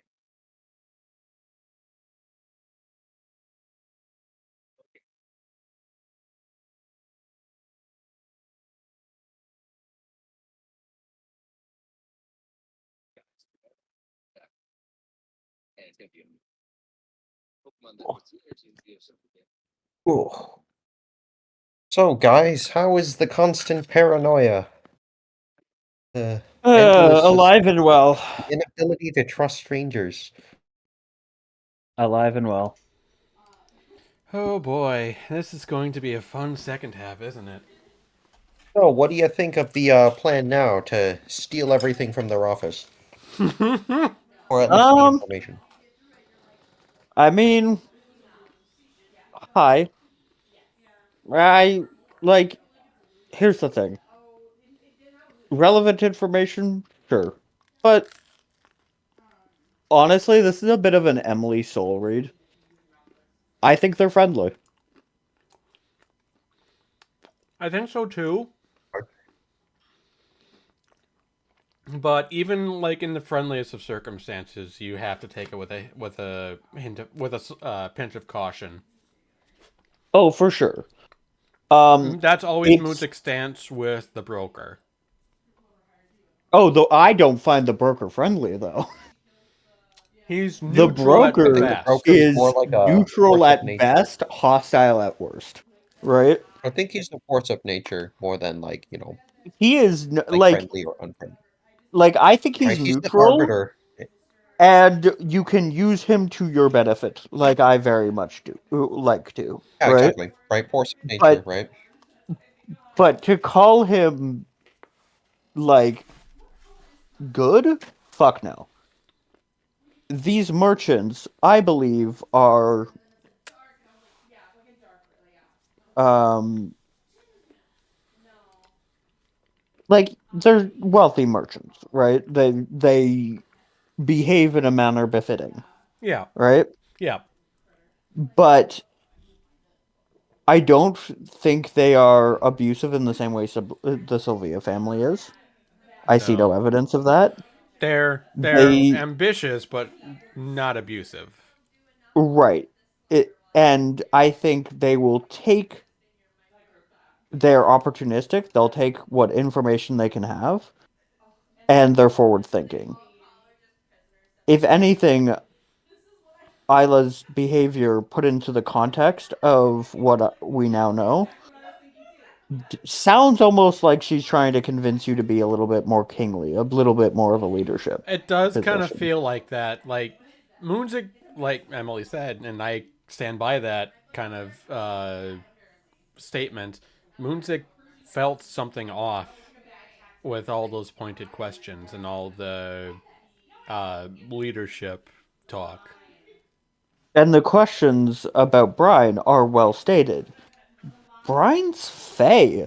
She's her bread and butter is, or what Greed, she practices mischief, for, chaos. rather, what she practices for is the Fae courts, right? She's not get very good at it. She likes to think she's better than others, but you know I mean, she's Fae are known fine. for their trickery, and the first thing, trickery and mischief, and the first thing she sees on their break is Brian building a literal bomb, right? I don't know. And Brian also takes control of as many situations as she can. This is true. This is who Brian is, right? Brian has been taught from a very young age. You want to be in control. You want to have others in debt to you. You want to be controlling the conversation. What she doesn't understand is how to read people very well.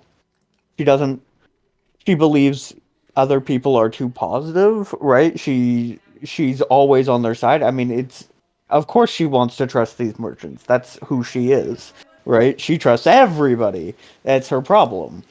It's not that she's bad at the other parts of the game, right? She just trusts too easily. The rest of the game, she's pretty good at. She manipulates fairly well.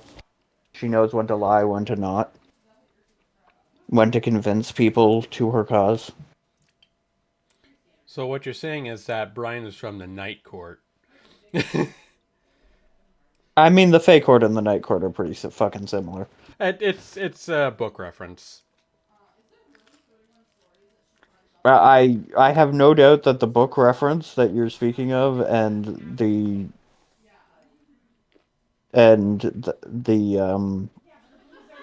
Fey Court have similarities, you know? Eh, I'm not too versed in the Fey Courts of D&D, so I couldn't say that. But if you're at all I mean, interested, this isn't exactly a Fey Court of D&D either. yeah. If you're at This is all just interested of what the hell I'm talking about, go read a Court of Thorns and Roses. kind of interested. There's smut in it. Hell yeah. It's really good though. It's story heavy. Story heavy smut. It's story heavy with a liberal smattering of smut. I see. I come back to the conversation and you all are talking about smut. I got left out. Yeah, Yep. yeah, basically. You would probably enjoy that book series as well, Emily, if you haven't read it already. A Court of Thorns and Roses. What is it? I actually have not. I'm in the middle of the Cradle series right now, and that's like 11 books. I'm almost done with the series. Yeah, so yeah, it's the Cradle series. It took me a while to get into it. But my mom recommended it to me. It took me a while to get into it, but it's really pretty good. In fact, I've kind of like some things I was inspired by to use for D&D maybe. Like I felt Nice. like there was some really interesting stuff that in terms of like connections and character progression. But yeah. I like that. But yeah, it's like 11. It's I think it's 13 books. Okay. So, but they're not long books. They're pretty short books. Yeah. My mom has them all on Audible. The longest book. It's really weird. A Court of Thorns and Roses. There's 5 books. There's a 6th on the way. The longest book is just over 700 pages, and then the shortest book, for whatever reason, is the 4th one, and that is less than 300. It's it's a it's a very good fantasy setting, very story heavy, very plot driven, with a healthy amount of smut in it. Oh, there's nothing wrong with that. Of course not. Of course not. I mean, It is a series. there's like speaking of smut, there's the Fourth Wing. My Rachel has that now. That's like 50% smut. Yep. The protagonist comes so hard, all of the windows shatter. Like, Let's go. I'm sorry. That was not a sentence I was expecting to hear right there. But yeah, that is a that's a smut heavy book. Like, A Court of Thorns and Roses also has a TV series on the way? Question mark? yeah, I heard about that. Everybody's been talking about it. It's on my list, but definitely. So I got it for Rachel originally a couple years back. She fell in love with it, and that kind of sparked her into reading. Again, there's a book club going on in my apartment right now, so definitely a series that Rachel recommends and I recommend as well. maybe I'll put it. Your Archivist Scythe was a fantastic recommendation. Thank you. Kale, you should read that at some point. Oh yeah, it's very good. Bet. I Hell finished it in like a I, week. I feel like I need to read whatever book it is that somebody comes so hard all of the windows shatter. Wait That until is a statement. Oh, looks like it's time for you to get back into fan fiction. Oh no. Sonic Oh fan no. fiction? Oh no.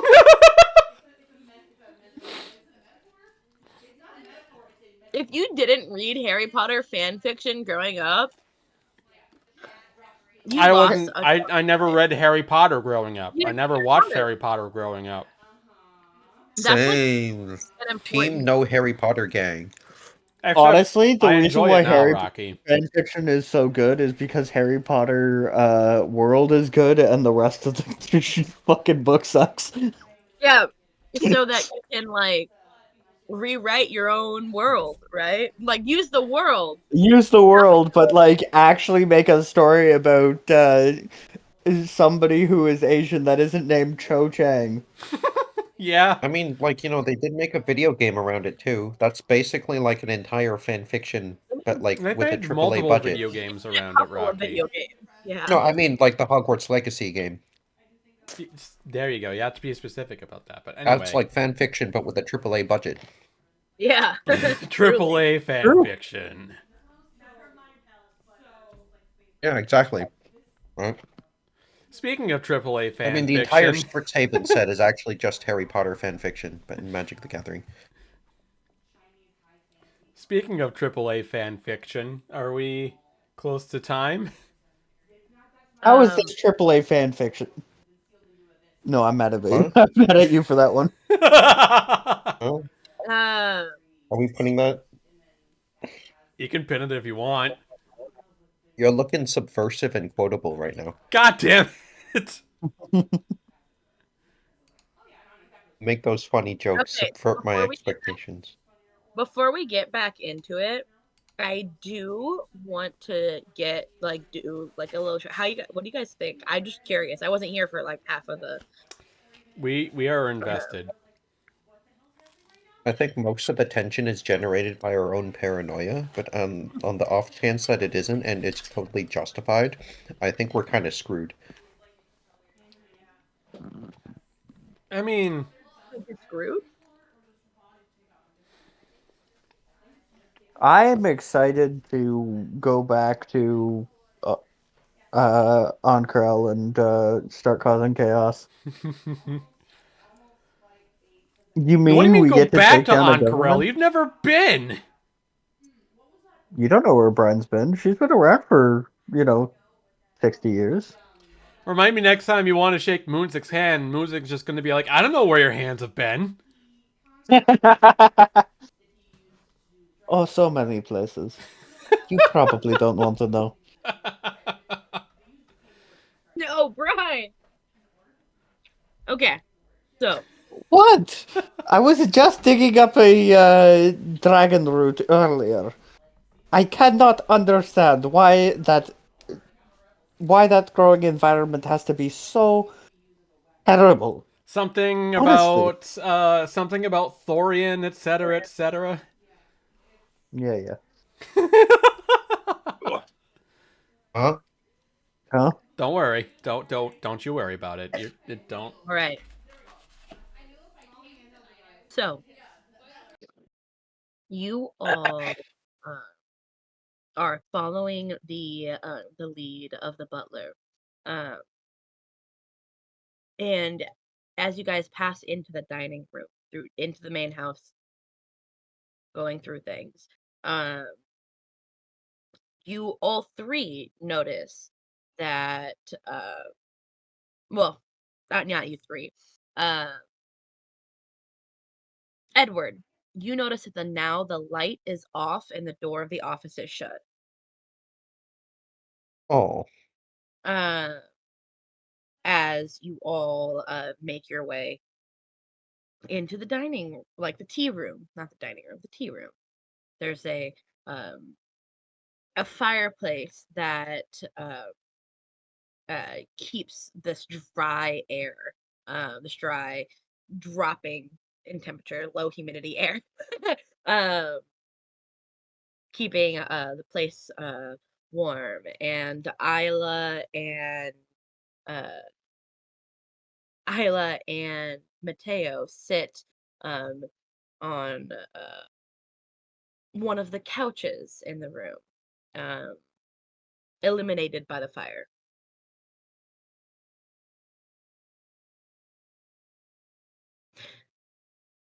Standing up, uh, they both stand up from their positions as you guys come in, and Mateo says, "Please come, sit, make yourselves at home. Ayla here has just finished telling me all about the daring rescue attempt. I, again, cannot be grateful enough. Um, I really appreciated uh, the dimension door out of there, swift and efficient, um, that you did, Edward. Edward, I want you to take a point of hero point. What am I getting hero points for? Don't You're worry getting about it. hero points for he Being basically efficient and effective and getting praise. yeah. So he For I will take you're it. getting a hero point for using Dimension Door. Take it. For yes. my heroic rescue, Um, which he I pointed I out. thought it was incredibly efficient way to get my daughter to safety, and I appreciate that. Of course, I respect the utmost safe. I respect the safety of our clients as our most paragon prerogative. Any other attempt would have been jeopardizing towards her health and well-being. I can. Specifically, why? Sorry. And uh, and you, Fernando, she's told me a lot about you. Yes. We've talked quite a bit on the ride back.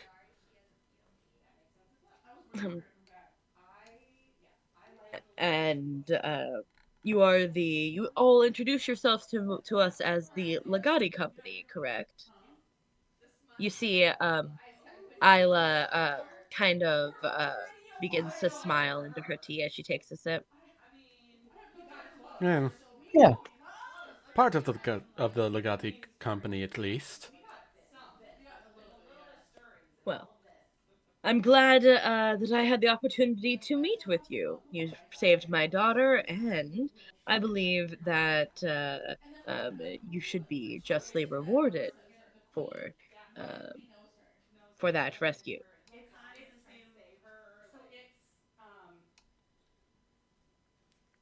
Hmm. Now, what can I do for you? Ryan is gonna say,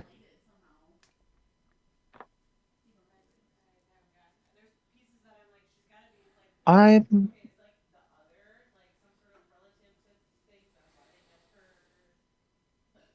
We've recently come, quite by chance, uh, into some rather distressing news. Um, we were originally just here on behalf of my benefactors the uh, at the Cobalt Soul. Um, but something of particular interest to our captain um, showed up while Edward was touring your estate. And that As is, as always with the Cobalt Soul, information has always been more valuable than gold. I'm sure you agree, being such a generous benefactor to our cause. true enough. Where This is did you where did you come across your most recent world map? um, Oh, yes, that is quite a stunning piece. I was at an auction recently, uh, for a fundraiser for orphans in Port Damali, uh, and this was uh was one of the items for sale.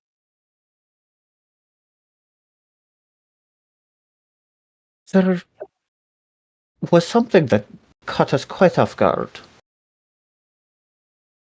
The two new countries, Aska and Lethal. Lethal. Sorry, it's a new country. No mind. I hadn't ever heard of them.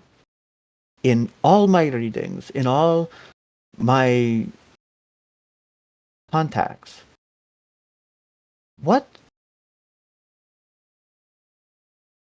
what happened?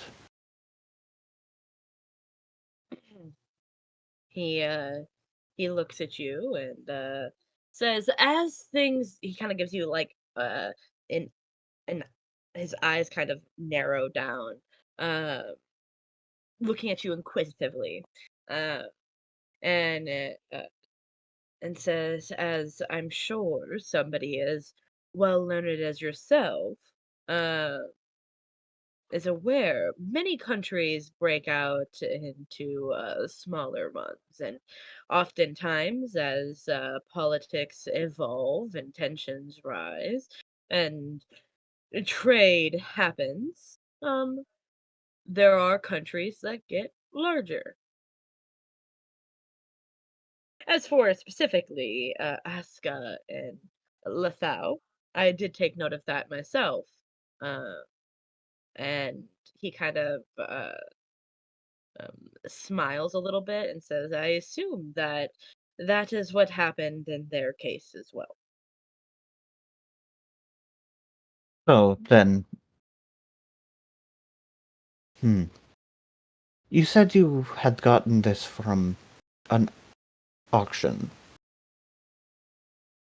Do you happen Yes. to remember the... Sorry? I said, yes, it is Do you common. happen to remember who was the generous donor of such a fine map? Oh, that, huh? Now that you've mentioned it, he was an odd fellow. Uh, Only introduced himself as the broker. Hmm. Oh, Brian is going sorry. to very obviously give a look of recognition, kind of signaling that she knows this person. The broker, you say? Interesting. Right. Have you ever met this person before or since? You seem quite interested in him. We've had dealings in the past. He's a dangerous individual, to be sure. Trustworthy if you make a deal with him, but he'll make deals with anybody, if you catch my meaning. Hmm. Dangerous is an interesting word to use. I mean, many things can be dangerous. I agree. Let's just say between if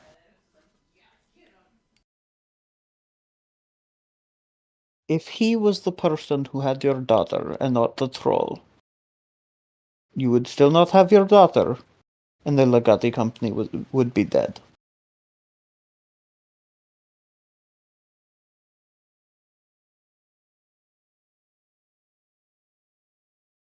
I see. He is dangerous. But the good news is his Not without reason. And he will not act against somebody out of spite or something else like that. Still, it's interesting that he would put anything up for auction. Usually he's a bidder, not a buyer, not a seller. Well, I I hate to be the bearer of of odd news, but he was the broker for this event. He He put on the procured. entire event himself. Yes. Curiouser and curiouser.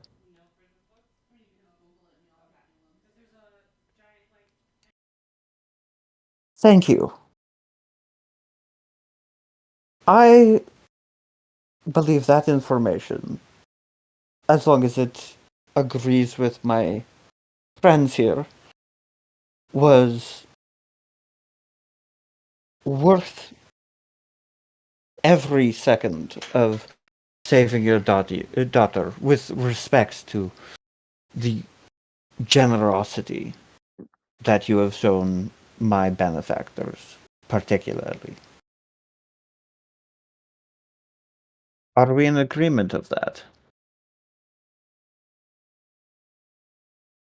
She's looking at her party. Moonzik gives a deep nod. Ayla makes direct eye contact with you, Moonsick, Oh, and kind of gives a little shrug.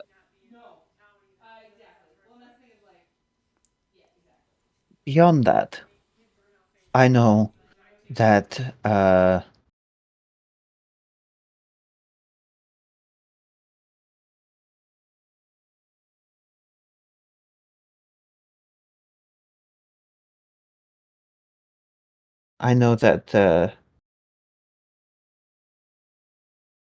your daughter and Fernando had been talking about doing business of some sort between the Legati company uh, and yourself. Given that uh, the business of the Cobalt Soul is concluded,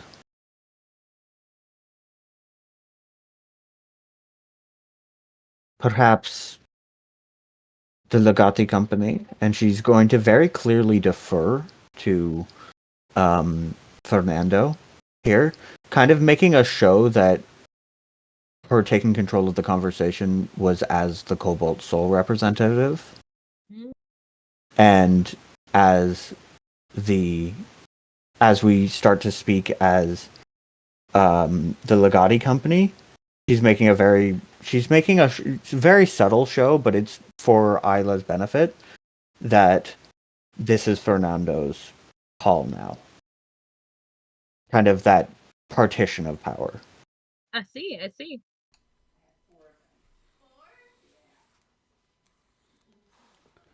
What do you say, She gives Ayla? a smug appreciation for it.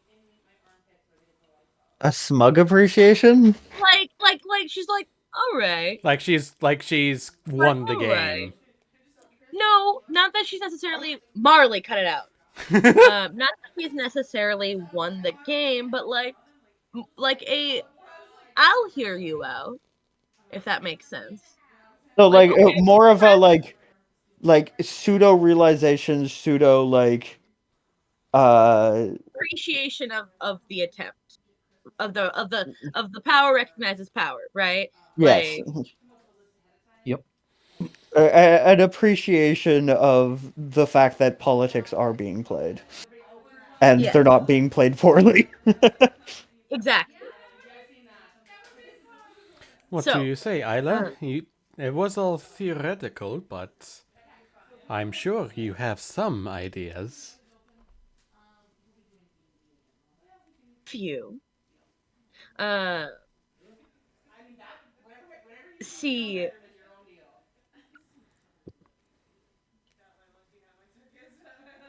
sorry, me, not Ayla. Um, yes, I have a few ideas. I was thinking that there may be a sort of benefit. Sorry, Marley is being an absolute pain right now. So I apologize. She's just very difficult to talk when she's like looking me in the face 2 inches away. Uh, it's hard to focus. Yeah. And I'm like trying to ignore her, but it's really distracting. Don't worry, my cat's the same way. Uh so she says, yes, I had a few things in mind that could be mutually beneficial to us. Uh you are the recent owner of the toll bridge that happens to go right through uh, a path that our caravans um, go into Nicodranas. Uh, and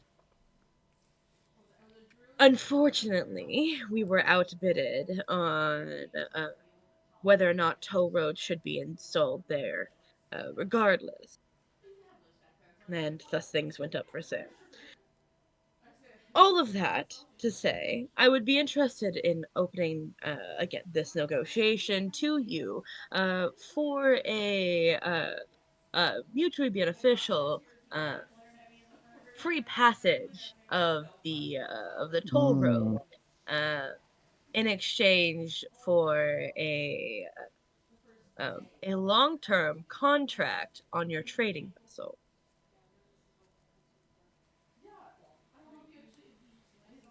That is an interesting offer. But the only argument I have with that is why should it be completely free? It's in the matter of doing business, allowing just absolutely unchecked free travel allows for anyone under that same moniker to come through that passage, whether it be verified or not. And you could also increase your employee count, your caravans, in which case your toll booth would be astronomically uh, cheapened. I would not mind with giving you a heavy discount, but not necessarily free. The reason why it is not uh, giving you a she says, sorry, giving you a long-term contract for your trading vessel, right, is in itself a gift that I would not just give anyone. Hmm. Of course, you would still be making profits via that, in exchange for this deal, right? Exchanging us opening a preferred negotiation with the Legati company, uh, for the free use of the toll roads. If we must come up with a badge system of sorts, that is fine. We could definitely work that out. What's I know you have mentioned ore before with your wares and whatnot. Uh, what you trade with. What other sort of resources do you deal with? Just to have an accurate idea. Um, it Most of what we trade uh is precious metals, gems, uh things of that note. I'm sorry, and I hate to cut in, but gems, did you say? Uh, Yes. you read my mind, Brian.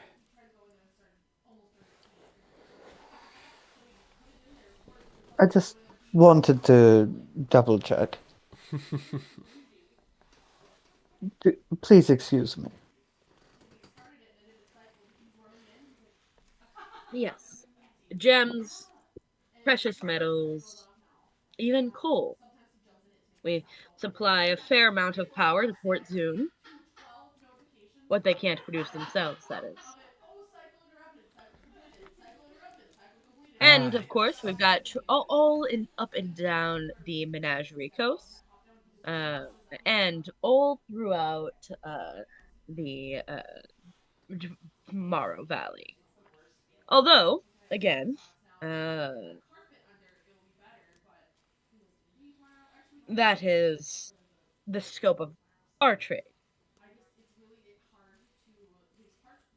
For us, merely into um, Nicodromus.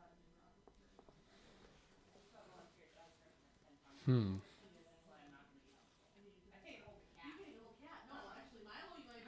That's also. Brian, again, this is not to. She's going to make sure that she's not talking at this point. Brian wants to go into her book, right?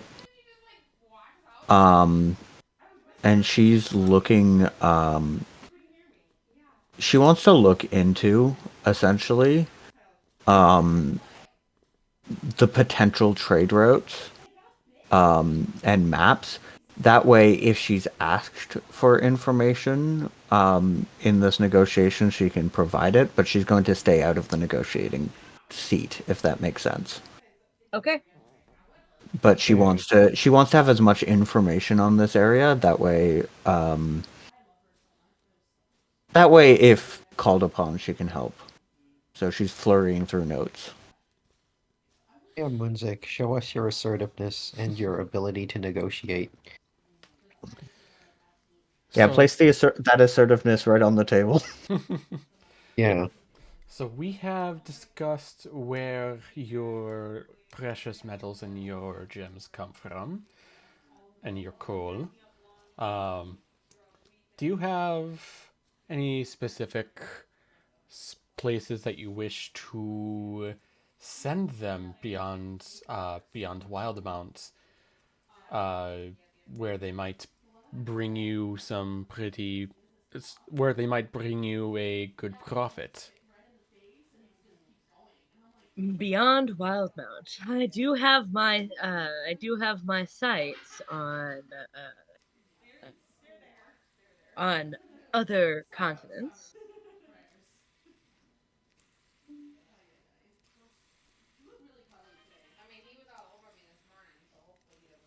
Well, I mean, I wouldn't personally let petty things such as borders limit you from your ambition. What particular continents do you have your sights on? Uh, well, all of them, she says, and her eyes light up. Any any of them that you would place above the rest? And Moonzik, Fernando kind of raises an eye, seeing her eyes light up, kind of leaning into the game. Uh, she uh she says, sorry, she says, I have been very interested in uh, uh, Marquette personally. Is that so? Do we have a world map? I'm so sorry. The Wildemount map is not enough for what we're currently talking about. Somewhere I I think should we be do. able to. Dore, like, I'm gonna see if this works. Hold on. I think the last time I tried, it did not. Uh,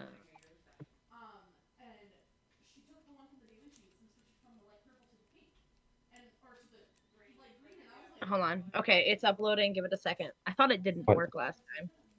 No worries. Cut it out, Marley.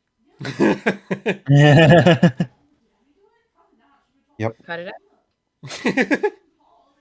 No, you're too close. Yep. No. That doesn't mean lean harder into me.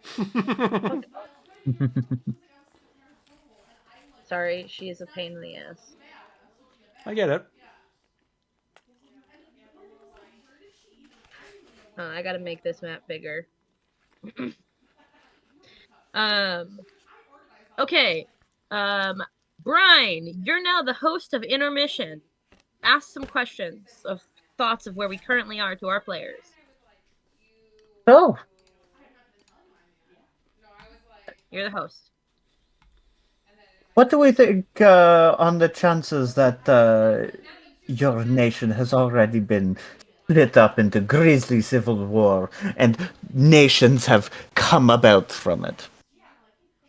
Are you getting a thrill out of this? I don't. I'm asking the questions right now as host of Intermission. You. Oh, You you can know ask how your Brian is. during your He starts turn. talking about stories. I think it You know how is Brian is. entirely possible, but given that right now the chances of Ty being compromised are about 50-50. If Ty is compromised and she hasn't said anything about Asuka and Lethal, then it is entirely possible that she's withholding that for a reason, and that those countries do exist, and it's or perhaps they don't exist to for me to draw me in to see whether this information is accurate or not. If her cover is not blown,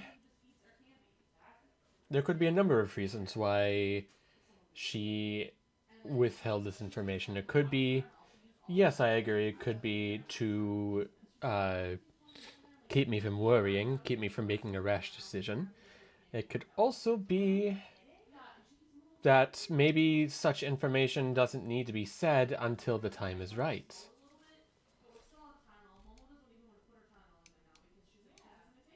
And given the volatility and the political instability of your homeland of Ankara, what are the chances that 6 months post, map establishment in which both countries have separated into multiple independent states, what are the chances that some sort of civil war feud has already been taken place and it's too late? Within Ankarel, I'm no doubt sure that there is a civil war. No, the people there can still be saved. If they're If I know my brother the way I think I know my brother, and there are indeed two countries that have split off from Ankarel, he will probably see those two countries as his right and will probably assault them or lay siege to them in an attempt to get them back no matter what state they're in. I am curious where Onkrell is on this map. Ankara is right here. The lower left-hand corner on the continent of Marquette. Right in the center. Where? Zoom all the way To the out. left. Lower left. Oh, Jesus Christ. Yeah, all the way down there. It's basically the Australia of Exandria. Yeah, I will say, like, I need to go to Allfield for my Ioun quest. Yeah, that makes this tough. yep. Yep. Now you guys are in a position. I was like, when you said Marquette, I'm like, man, they have no idea. I Oh, had when an you said idea. Bro, like anybody got a magical gilded flower that we can stick into the ground and magically teleport there? That's not good enough. It's really not.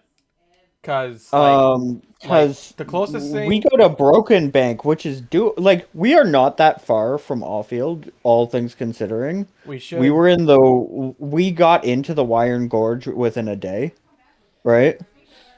So with the Griffins, we could hit Allfield within the week. we could, and then after that, we could probably make plans for Marquette, which that would probably give them enough. Marquette is months away. Like, it's not close. We are. We would have to We don't. sail, like, of course, this is a globe. It would wrap around. We would have to go southeast, and still that would take a while. I'm not even sure we could because of the shattered teeth being such a problem. Hmm.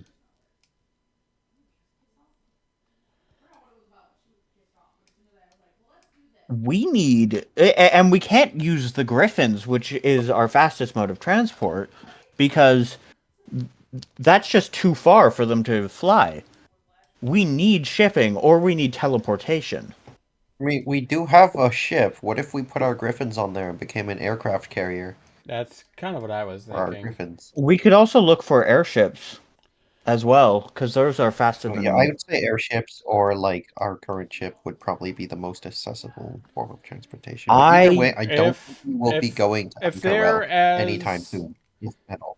if they're as influential a merchant family, they could probably very easily get their hands on an airship for trading I have a purposes. question. I have a Yeah. question because I think Brian would be doing this math in her head as this conversation is, and she'd know enough to know about this. She'd know enough about magic to know about this. I hate to interrupt. As we're talking, and I'm looking over what plans the Legati company might have, so that um sorry, Fernando has all of the information at his fingertips. I am noticing a transportation issue the main party might face. For negotiations, especially long distance, are you aware of any teleportation circles in use that we might be able to uh, make use of at some point?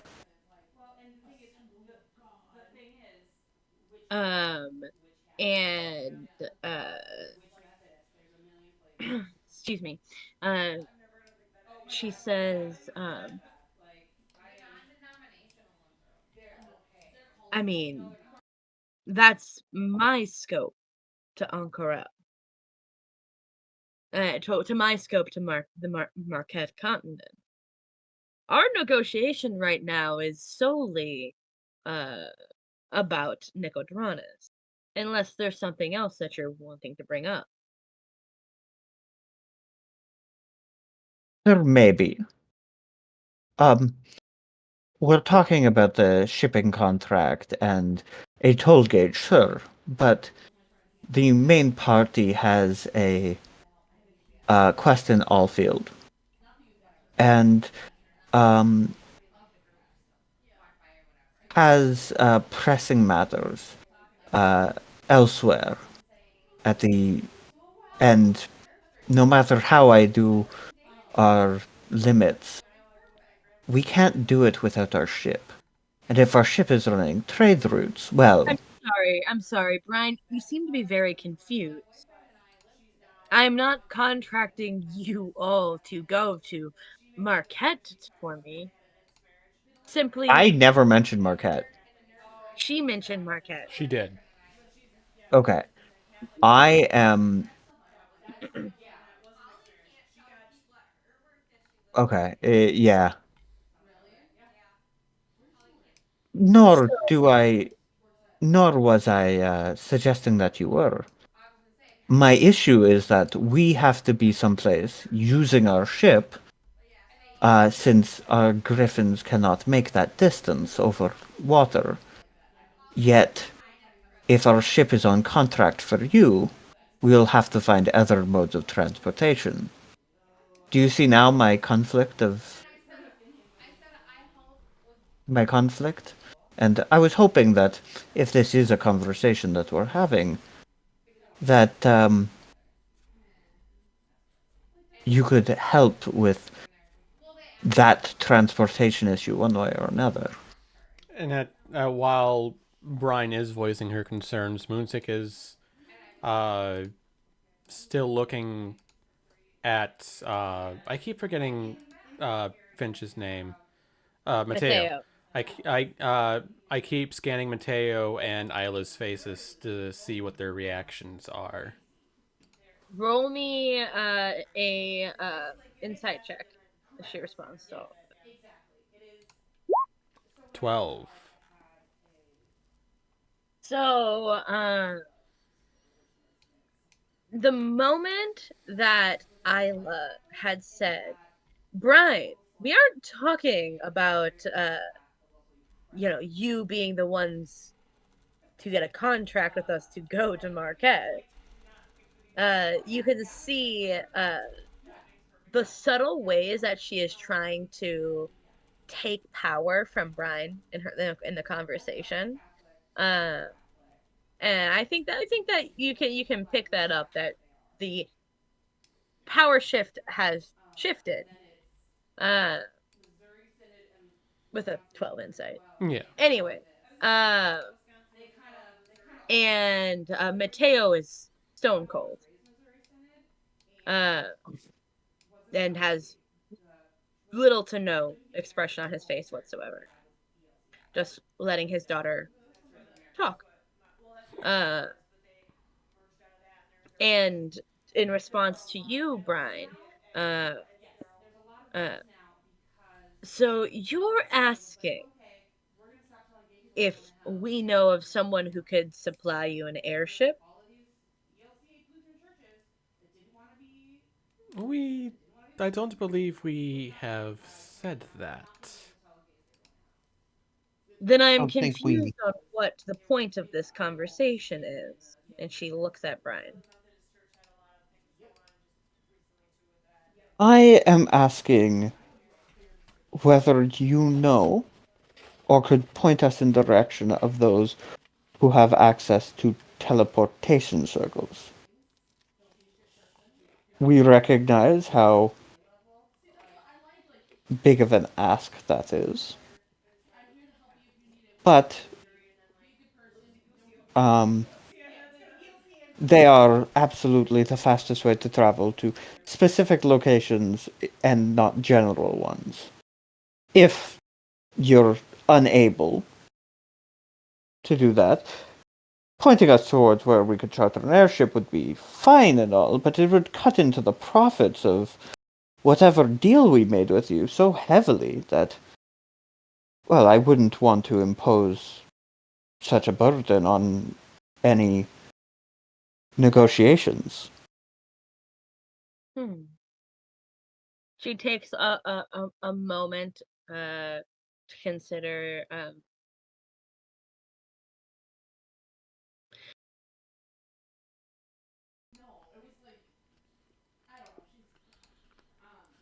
This has something to do with the broker, doesn't it?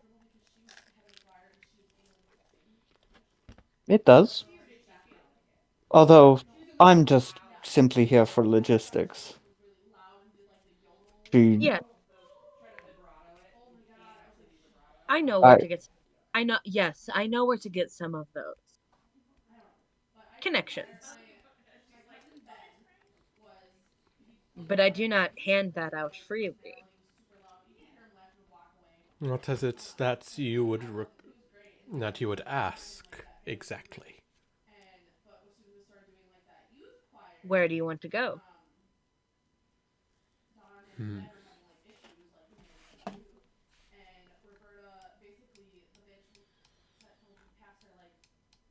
Are there specific teleportation circles for such travels where we're supposed to go, where we wish to go, or A sword. We can make do. We can make it work.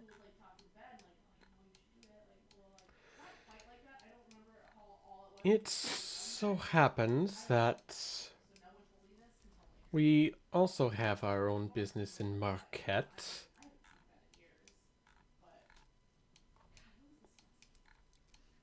But perhaps our ship would take several months to get there, trade or no trade. So we have been looking for a potential fast track to get there.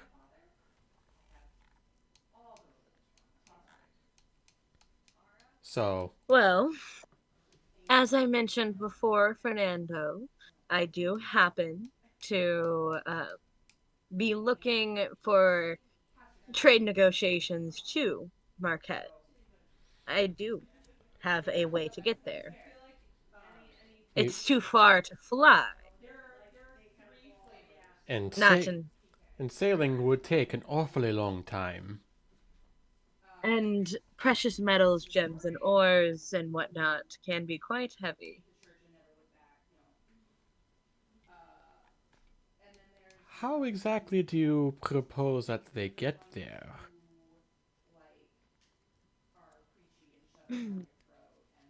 She kind of gives a glance back to her dad and says, I All don't in think that's information that you need. well, it's all in the sake of protecting our ship. We do not have a fleet. It is just the one ship, and we do not want to lose it and the friends we have on board.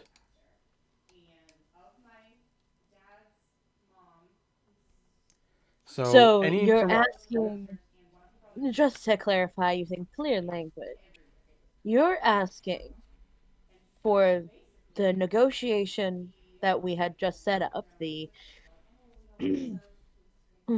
the tr- the free trade through the toll bridge, well, the toll road, excuse me, um, a prosperous trade deal with you, and passage to Marquette.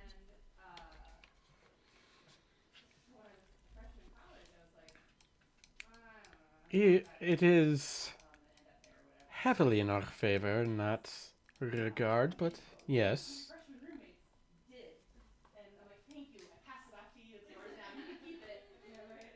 I am afraid I can't make that deal. It's just not good enough for us.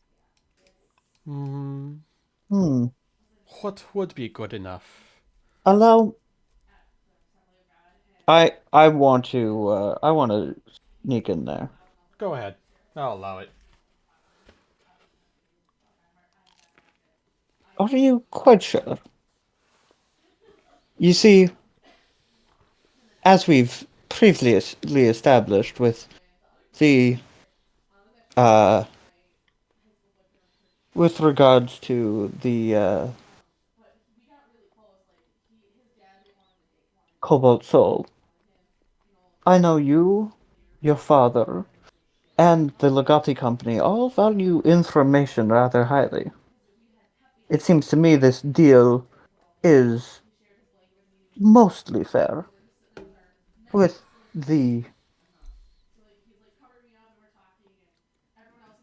absence of a small degree of information, which might be of interest to you.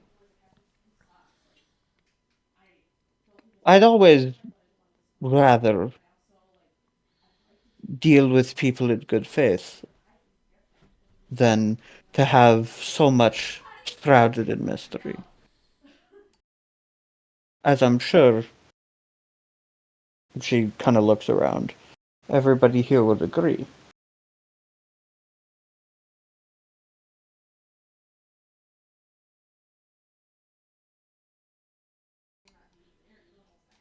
There is an interested party here in the Cobalt Soul, for example.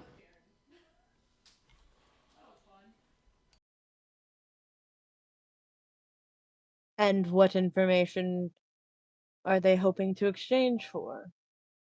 Well, with this deal on the table still, passage to Marquette, this trade this trade route that would make use of our ship, and your free access through. As I said, I am going to Allfield. It may interest you to know that that was a request not made by the Cobalt Soul, but by Ayun. By Ayun into Allfield. What possibly could bring a god to Allfield? Now, I'm not saying anything specific about that, for I would not want to give you just my wild speculations. What I will say is I have to go there first. And, well, I do know that where the Ayun has influence, like where we are heading, there are usually rare artifacts that I'm sure you're aware of, called Ayun stones. Very valuable artifacts at that. Mm. They are quite valuable. When I am done what I need to do there, I could tip you off about where else you might find such fragments of Ayun's power. With that kind of knowledge, you'd be first to any sort of hunt. I'm not saying you'd find anything by it, but that kind of information for a family of your resources would do way more in your hands than it would in ours.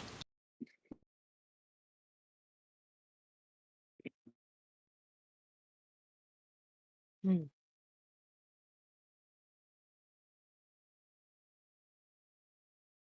You could always write your name in my book. We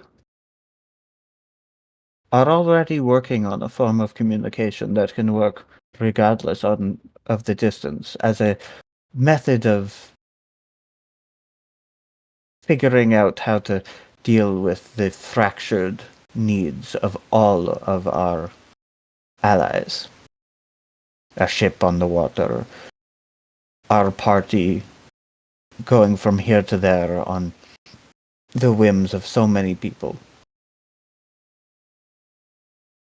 You write your name in my book, my magical tome, and when that arcane work is finished, we could provide you in real time information that you could not get from any other people.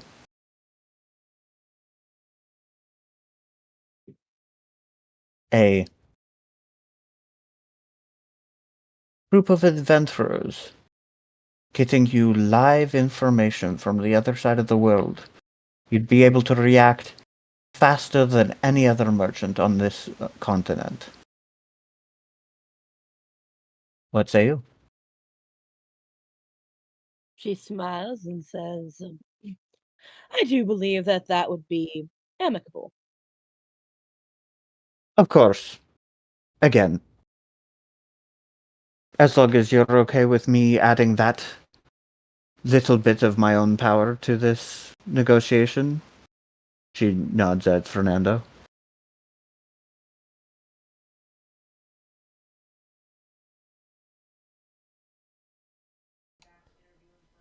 Of course. So, that is what we have to offer, and that is what we've come to so far. What say you, Ayla? Mateo?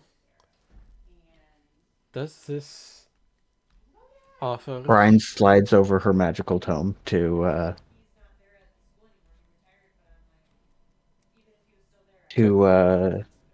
Fernando so that he can offer them the ability to sign. The choice is right here in your hands. Sign your names, and the agreement will be fulfilled. I I do believe negotiations take a bit longer than that. Of course, there are finer details of every negotiation. But were the terms not to your liking? We Oh, could no. always.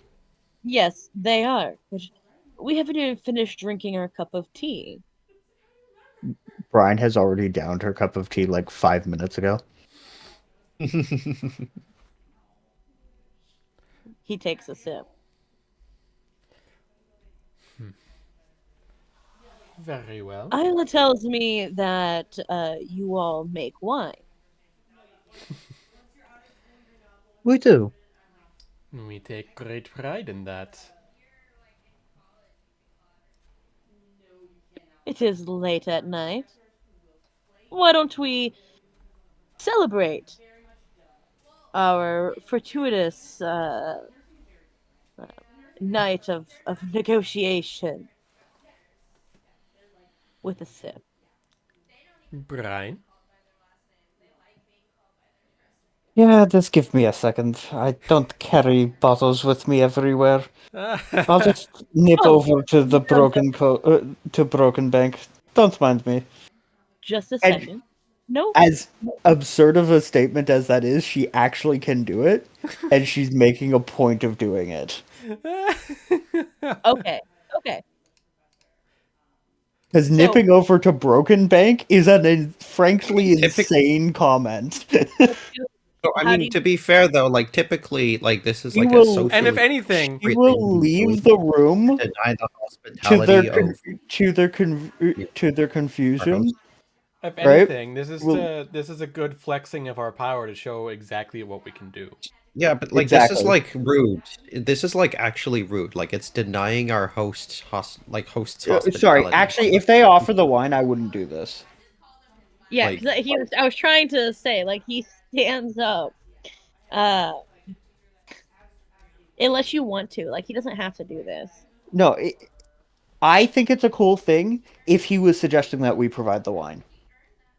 Um, If he has the wine in stocks for some reason, well, that's what I then was going to that's say. incredibly cool, and Brian would not think of that. You know? And that's what I was trying to say, and you got really excited. Was Sorry. that he stands up, uh, and says, "Why don't we celebrate with a glass?" And uh, he pulls out from a cabinet, a wine cabinet, and pulls out a bottle of uh, Legati Company wine. Ah, The ooh, which edition? the Perryton edition, because we have many. yes. Oh, that's a fine vintage if I've ever heard of one. One of our originals. Our, our first batch. Wherever did you get your hands on that? Hmm. I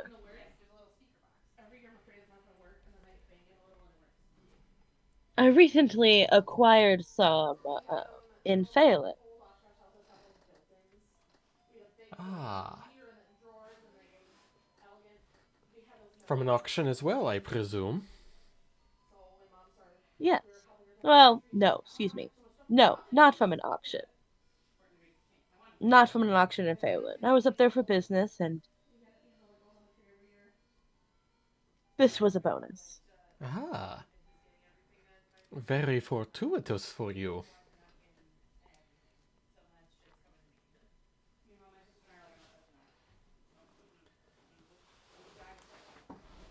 Did you know that that particular Perryton had a name? Did it? Yes. I would It love to hear was, about it was known as Rasp by the locals. It had moved into legend for its carrying of the island.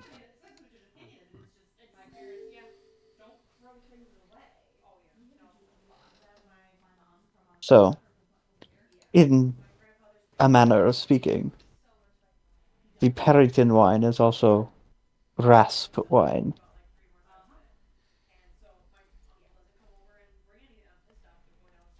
Rasp? I thought it was rock. No, it's rasp. No, it was rasp. It It's was rasp. rasp. No, it's rasp. Rasp wine. You see, he uncorks it and begins pouring everyone a glass. And we get to experience the effects of Periton wine. Oh no, not again. Hell yeah. Not again. Oh yeah. I mean, it was part of the marketing. We all knew what we signed up for. Uh, so, All right, my D100's ready. D100s, boys. yep. D100.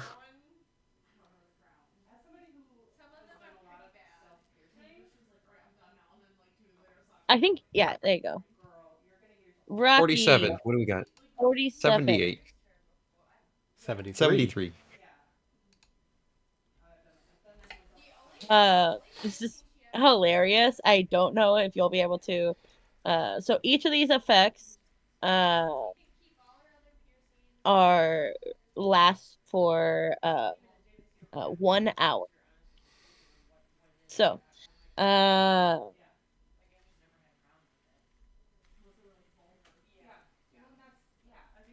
for you, Rocky, 47. God. All food and drink tastes like ambrosia. Ooh. Oh, hell yeah. And I see this Kale, as an absolute win. yeah, 78.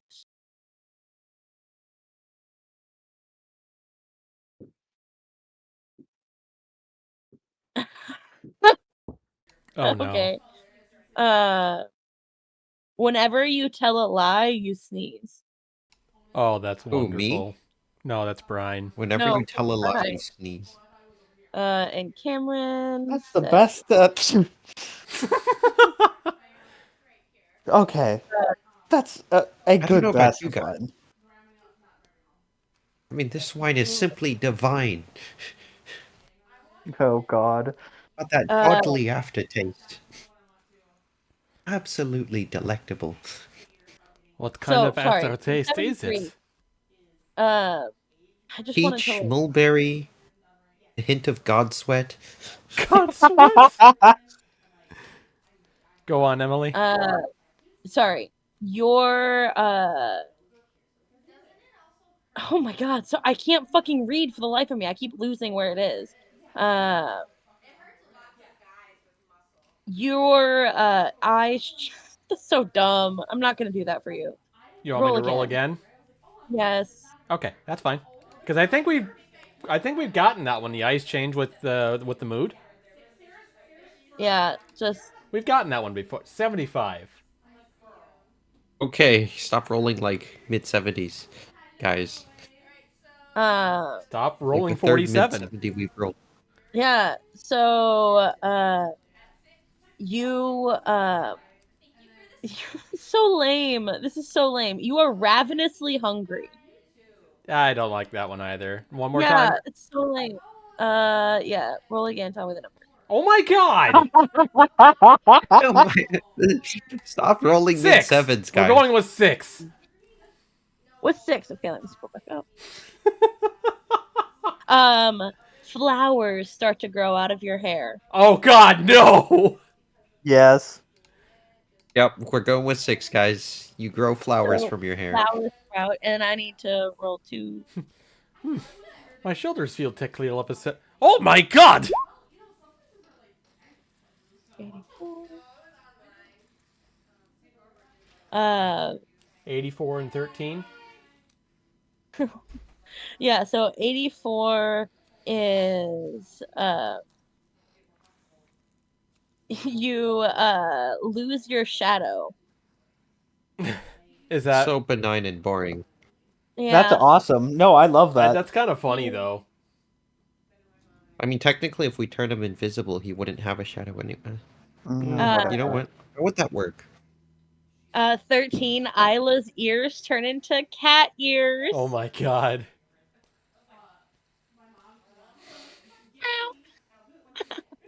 Um, Ayla. Well, okay. Oh no. It's happening. This is I mean the rich Oh, and you, esoteric alternative version to and recreational when- substances whenever is she I gets think what I would say. angry or she like sneers or something like that, like her ears like fold back like a cat's.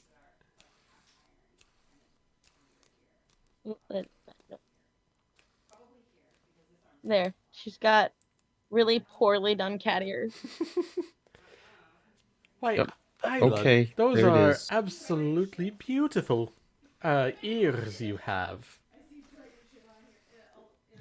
And You can see them twitch. quite dashing flowers in your hair. Fernando's gonna give a wave of his hair. Like he's gonna flick his hair back. This certainly does light the mood. Brian is going to cast prestidigitation so that he smells like flowers too. Oh my god.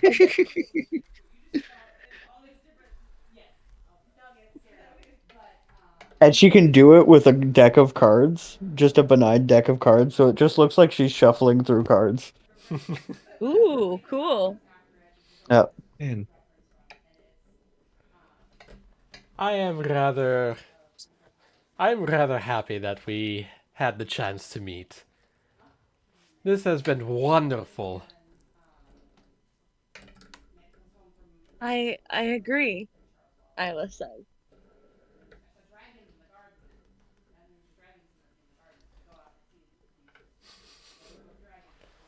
It's rather late.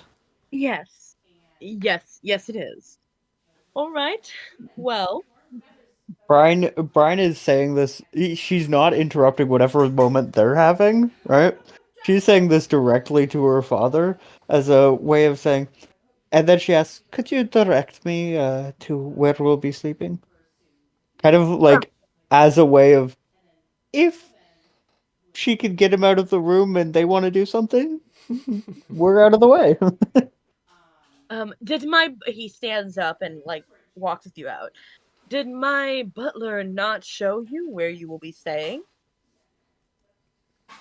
I'm sure he did. I was very preoccupied with preparations as I do before Fernando this asked me to. I will say before this fully ends, I wanted to give Edward to talk and investigate.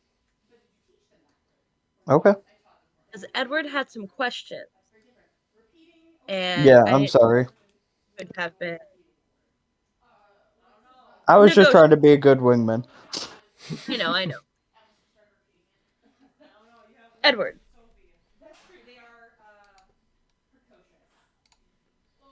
Rocky reload. Reloading Rocky. I, I don't know. I don't know if he doesn't. He just popped online and then popped offline on his mobile, so something's going on. Well, while we wait for him to get back, all right, folks, this is uh our next little break here. Tell me, what are we thinking? What are we feeling? I'm thinking I had connectivity issues. And he's back. Look at that. That perfect.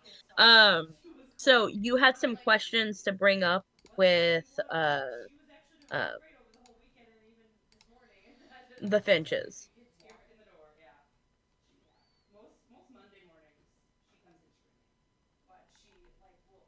Rocky? right?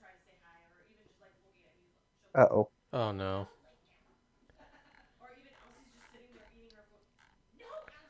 Do we maybe want to continue this at a later date?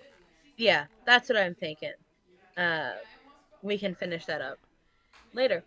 Okay. All right. So, all those tensions aside, That will get resolved next time we play Wilds of Wildemount. That may or may not end next session. Next time on Wilds of Wildemount, sexual tension. Whoa. Is That your year's edition. so just it seems like your internet's having a little bit of trouble keeping up, so we're gonna end things off here for the night, Rocky. Yep. Alrighty. Thank you all so much for watching. For those of you on Twitch, go follow my link in my Twitch bio to go to YouTube. Like, comment, and subscribe over there for more D&D content as well as Metroid Prime Randomizer.